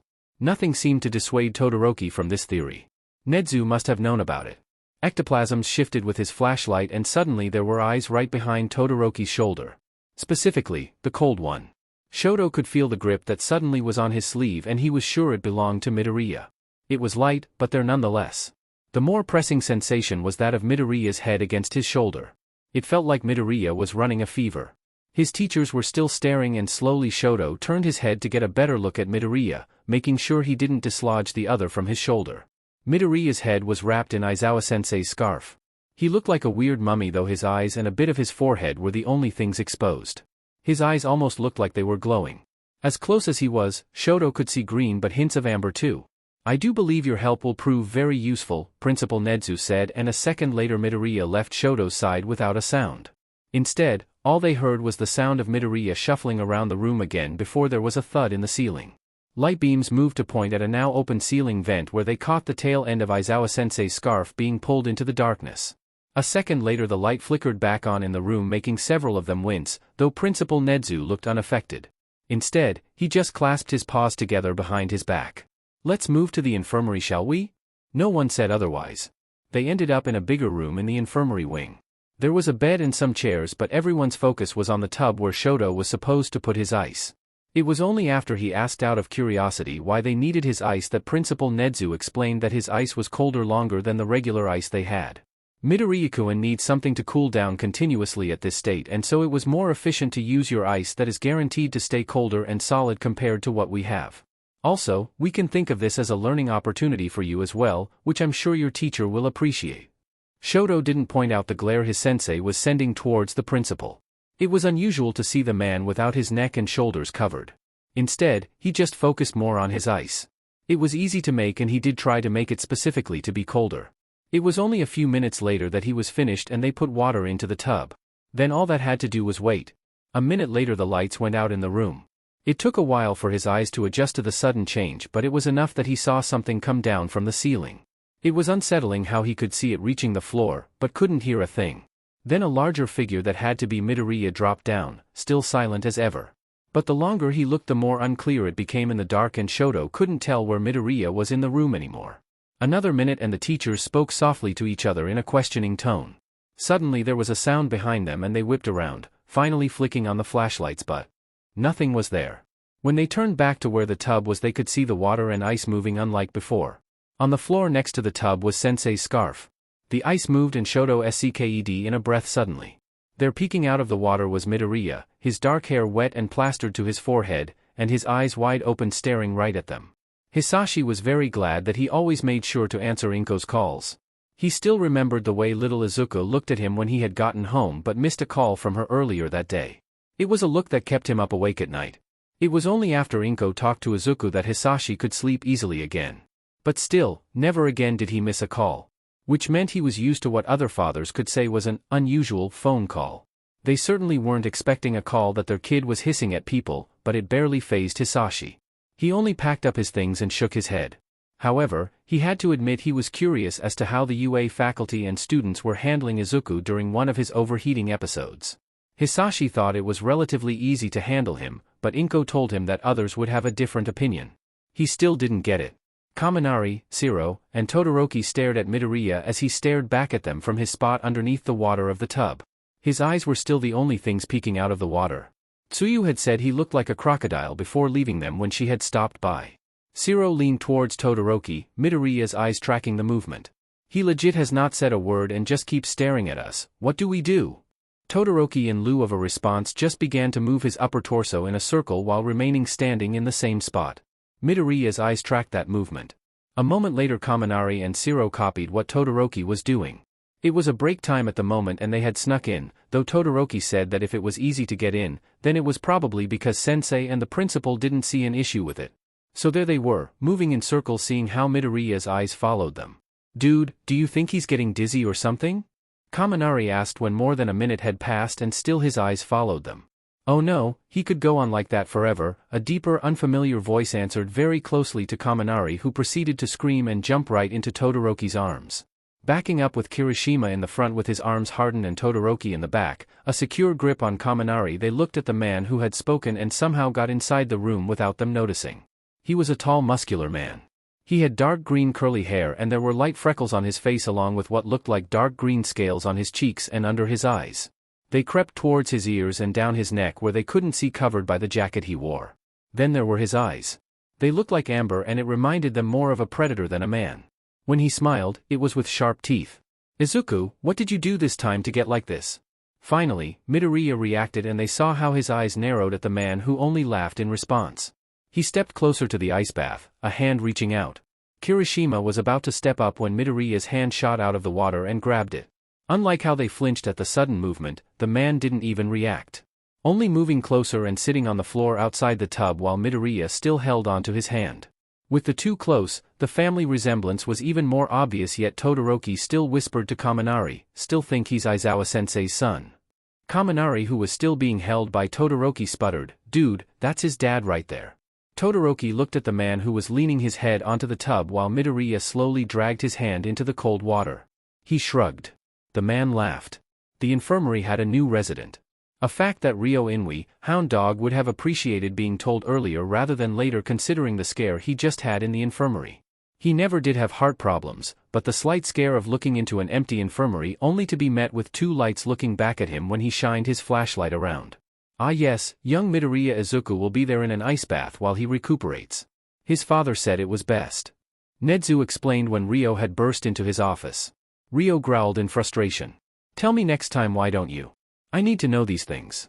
Yes, Nedzu said, but Hound Dog just resigned himself to having to be on the lookout for the next thing Nedzu would pull just for his amusement. Ryo had been called several times since the beginning of school because of Midoriya's many sleeping spots. Even if the kid had blanket permission, he still didn't understand how they could fit and comfortably nap in certain spaces. He had to console four students already that, no, they actually did not come across a dead body. And no, he was not gaslighting them. It was only a matter of time before parents called. Ryo didn't need any more work. If anything, Nedzu would be the one to gaslight the whole administration and student body. He was the type. Knowing this, Ryo simply shook his head and made his rounds as usual. He just made sure to add to the list of possible Midoriya's napping spots. It was now updated to include bodies of water. The kid wasn't a bad kid at all, even if he had scared the sheet out of him. Ryo had little notes that showed that Midoriya was actually a bit of a fan of heroes. A couple of the others had gotten notes like that too. Aizawa seemed especially smug whenever someone brought it up, even if no one could actually tell unless Hisashi pointed it out. How the two ended up married, Ryo didn't know, and he was perfectly happy with that. He didn't need to get involved with them more than necessary. He still remembered consoling a few people that, no, they hadn't found a dead body when they came across Aizawa in his sleeping bag, or that, no, that is not an undead zombie, when Aizawa would proceed to rise up, still in the sleeping bag. Now there were two of them. Despite the at times unsettling appearance, Izuku did get visitors. Todoroki came around to refill the tub with more ice and check the temperature at Nedzu's request, and while he did that, Izuku stared with wide eyes at him from just above the waterline. Though Todoroki didn't mind, it gave him the perfect opportunity to share a few of his theories. Such as explanations for Hisashi Midoriya's existence and the interesting yet complicated dynamic he had with Izuku's biological father, Aizawa-sensei, of course. That, along with the underground rumors of a centuries-old figure who would take your quirk away if you were unworthy. Oof, a lot of people dismiss it as a simple bedtime story to warn kids about controlling their quirks and not misbehaving, Todoroki said. Maybe sensei told you stories like that when you were growing up? Izuku responded by grabbing one of the large ice blocks and submerging himself entirely underwater. When Izuku rose up again, Todoroki had gone, though he left behind a substantial pile of ice, much to Izuku's pleasure. Anyone who passed by Todoroki in the hall would confidently say that Todoroki looked smug. Tamura was used to being the one visited by Midoriya, not the other way around. It felt wrong not to wake up in the middle of the night to see the younger teen at the foot of his bed with light reflected in his eyes as he typed away at his computer. Or the lack of music that Midoriya would play while lying on the bed with Kurogiri either next to him or sitting in the chair to the side. They reported he was fine, simply a quirk drawback and of overwork, Kurogiri told him without prompting, not that he needed to. Kurogiri always knew when Tamura was restless. He needs sleep. His quirk makes that quite difficult. Tamura grunted and checked that his handheld game console was still fully charged. Kurogiri had mentioned earlier that while Midoriya was fine, he was a bit unsure and nonverbal. Usually, Midoriya did the talking or showed things on his computer, but most likely the roles would be reversed this time. Which should be fine, but still Tamura wasn't a big fan of the sudden change. He certainly hadn't been expecting someone to be in the infirmary beside Midoriya either. There was a man with dark curly hair, his back faced them while his hand or possibly arm was in the water. You must be Dusty and Kurogiri. The man turned around with a sharp-toothed smile. I'm Midoriya Hisashi, Izuku's dad. Nice to meet you, you can just call me Hisashi if you want. When he turned around, Tamura could see the family resemblance and where Midoriya got his freckles. However, the demeanor in which he held himself, the bright eyes, and wide smile was unlike Midoriya, along with how energetic he seemed. His voice was louder than what he would have expected. In fact, Midoriya's demeanor matched more of Aizawa-san's. Kurogiri, in place of Tamura's stare, stepped forward with his own greeting and introduction. Has Midoriya-kun spoken of us? Hisashi laughed. Don't worry, I've heard the story and have a good impression. You're basically family from what I've heard from Izuku. Kurogiri almost flickered at the word, but he didn't falter while Hisashi continued happily telling the two of them of Midoriya and his apparent fondness of them. They knew that they were very grateful Midoriya and he was friendly. Probably even considered them friends. Even going far as being merciless when it came to the consequences for the person who had used a quirk to mess with Tamura's mind. But for Midoriya's dad, Hisashi, to say in no uncertain terms that they probably meant something more to Midoriya was unexpected, but not exactly unwelcome. Tamura found it hard to hate that he was found in a closet by a weird kid. I have a video game to show him, Tamura offered, hoping to brush past the heartwarming discovery. Much less right in front of Hisashi. Hisashi smiled before wincing as he moved. Oh, that's great, buddy, it's just gonna take a minute before Izuku will come up again. His arms suddenly moved deeper in the water with a surprised grunt. Are you unwell? Kurogiri asked, taking a step forward. Hisashi waved them off with his other hand. Just Izuku has a real good grip and I think he's a bit upset at me about something. As he said this, the man winced and suddenly the water turned just the tiniest bit red from where his arm was submerged amidst the ice. He sighed. I already said I was sorry, your mom wasn't even upset, he said towards the water defeatedly. After a few seconds, a head slowly emerged from the water and ice. A pale face with wet hair almost completely covering it came up, revealing to Tamura the white of Midoriya's teeth biting into partially scaled skin. Sharper teeth than Tamura expected, but made sense considering those Hisashi had. Midoriya was still glaring at his dad through the wet plastered hair on his face. Holding eye contact, Midoriya bit harder, causing more blood to well up. I know, Hisashi said, reaching out to move Midoriya's hair behind his ears and out of his face. I'll make it up to her this weekend, okay? The whole time he spoke softly and lovingly while looking right at Midoriya right in the eyes. Not at one point did Tamura see a flicker of anger or disgust at Midoriya's behavior. Hisashi was the one apologizing. The two of them stared at each other for an uncomfortably amount of time before finally Midoriya opened his mouth and Hisashi was able to retract it with a light laugh.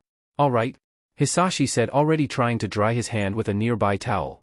You can go ahead and show him your video game, kid. He stepped up with a groan and patted Tamura's on the back with the dry hand, slightly pushing him towards the metal tub. With that, Tamura took a chair and moved it over to the tub that Midoriya already was waiting, staring at him as he walked closer. There was only a bit of blood on his lip, but when he smiled it was soft. It was contradicting, but Tamura thought it suited Midoriya perfectly. He didn't waste any time setting up the game and beginning to explain. He didn't even have to worry about decaying the game console because of the gloves he had been given earlier. Hisashi in the meantime was trying to clean and didn't deny Kurogiri's offer to help him. If you don't not mind, may I ask what upset the young man? Kurogiri asked after wrapping the bite. Oh, Hisashi laughed and used his other hand to rub the back of his neck awkwardly. I accidentally missed a call from my wife because the battery died.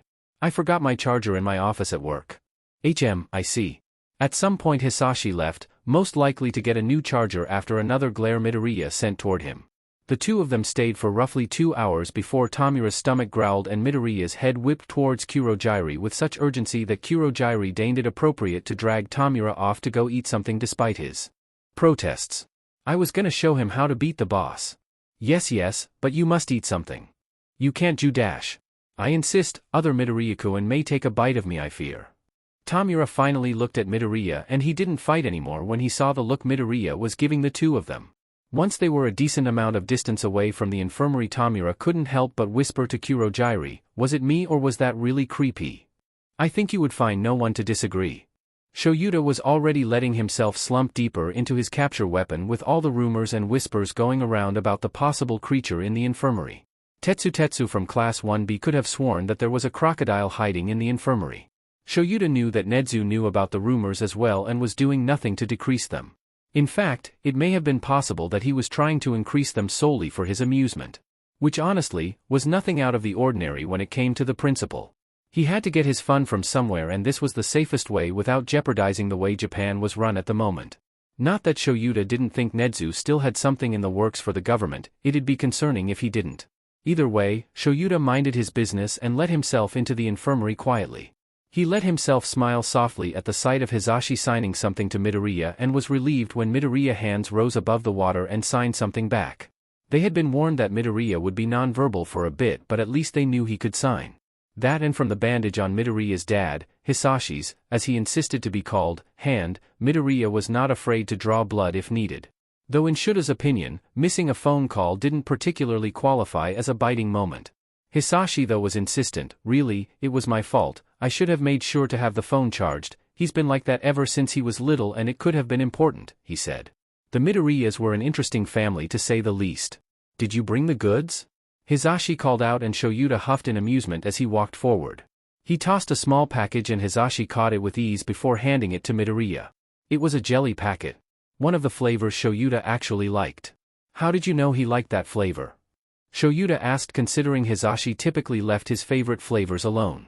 Oh, Todoroki told me that children will sometimes have the same preferences as their parents, Hisashi said with a sheet-eating grin. Days passed and slowly Izuku went from only signing to making verbal sounds and eventually answering a few questions. It was a relatively slow process and a few of the administration grew worried, but Hisashi and Inko reassured them that it was expected and Izuku was doing rather well. Eventually, he was completely verbal but still spent most of his time in the tub. One visitor came by, as he usually did, but this time Shoji came because of a slightly dislocated shoulder. I heard you were clinging to Todoroki. Am I being replaced? Shoji asked with a raised eyebrow, but the other arm had a smiling mouth. Izuku smiled and rested his head against the metal side of the tub closer to Shoji. That would be a crime, Shoji. Shoji leaned forward. If anyone was to break a law, it would be you. Izuku huffed, blowing some bubbles in the water before he said. I'd bet my money on Ida.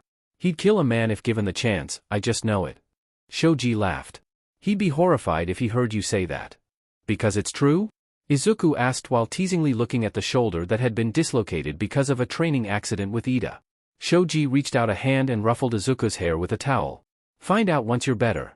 And I already told you how many times he apologized. I was worried he'd end up stuck bowing with how many times he did it. Todoroki would say it is the perfect cover.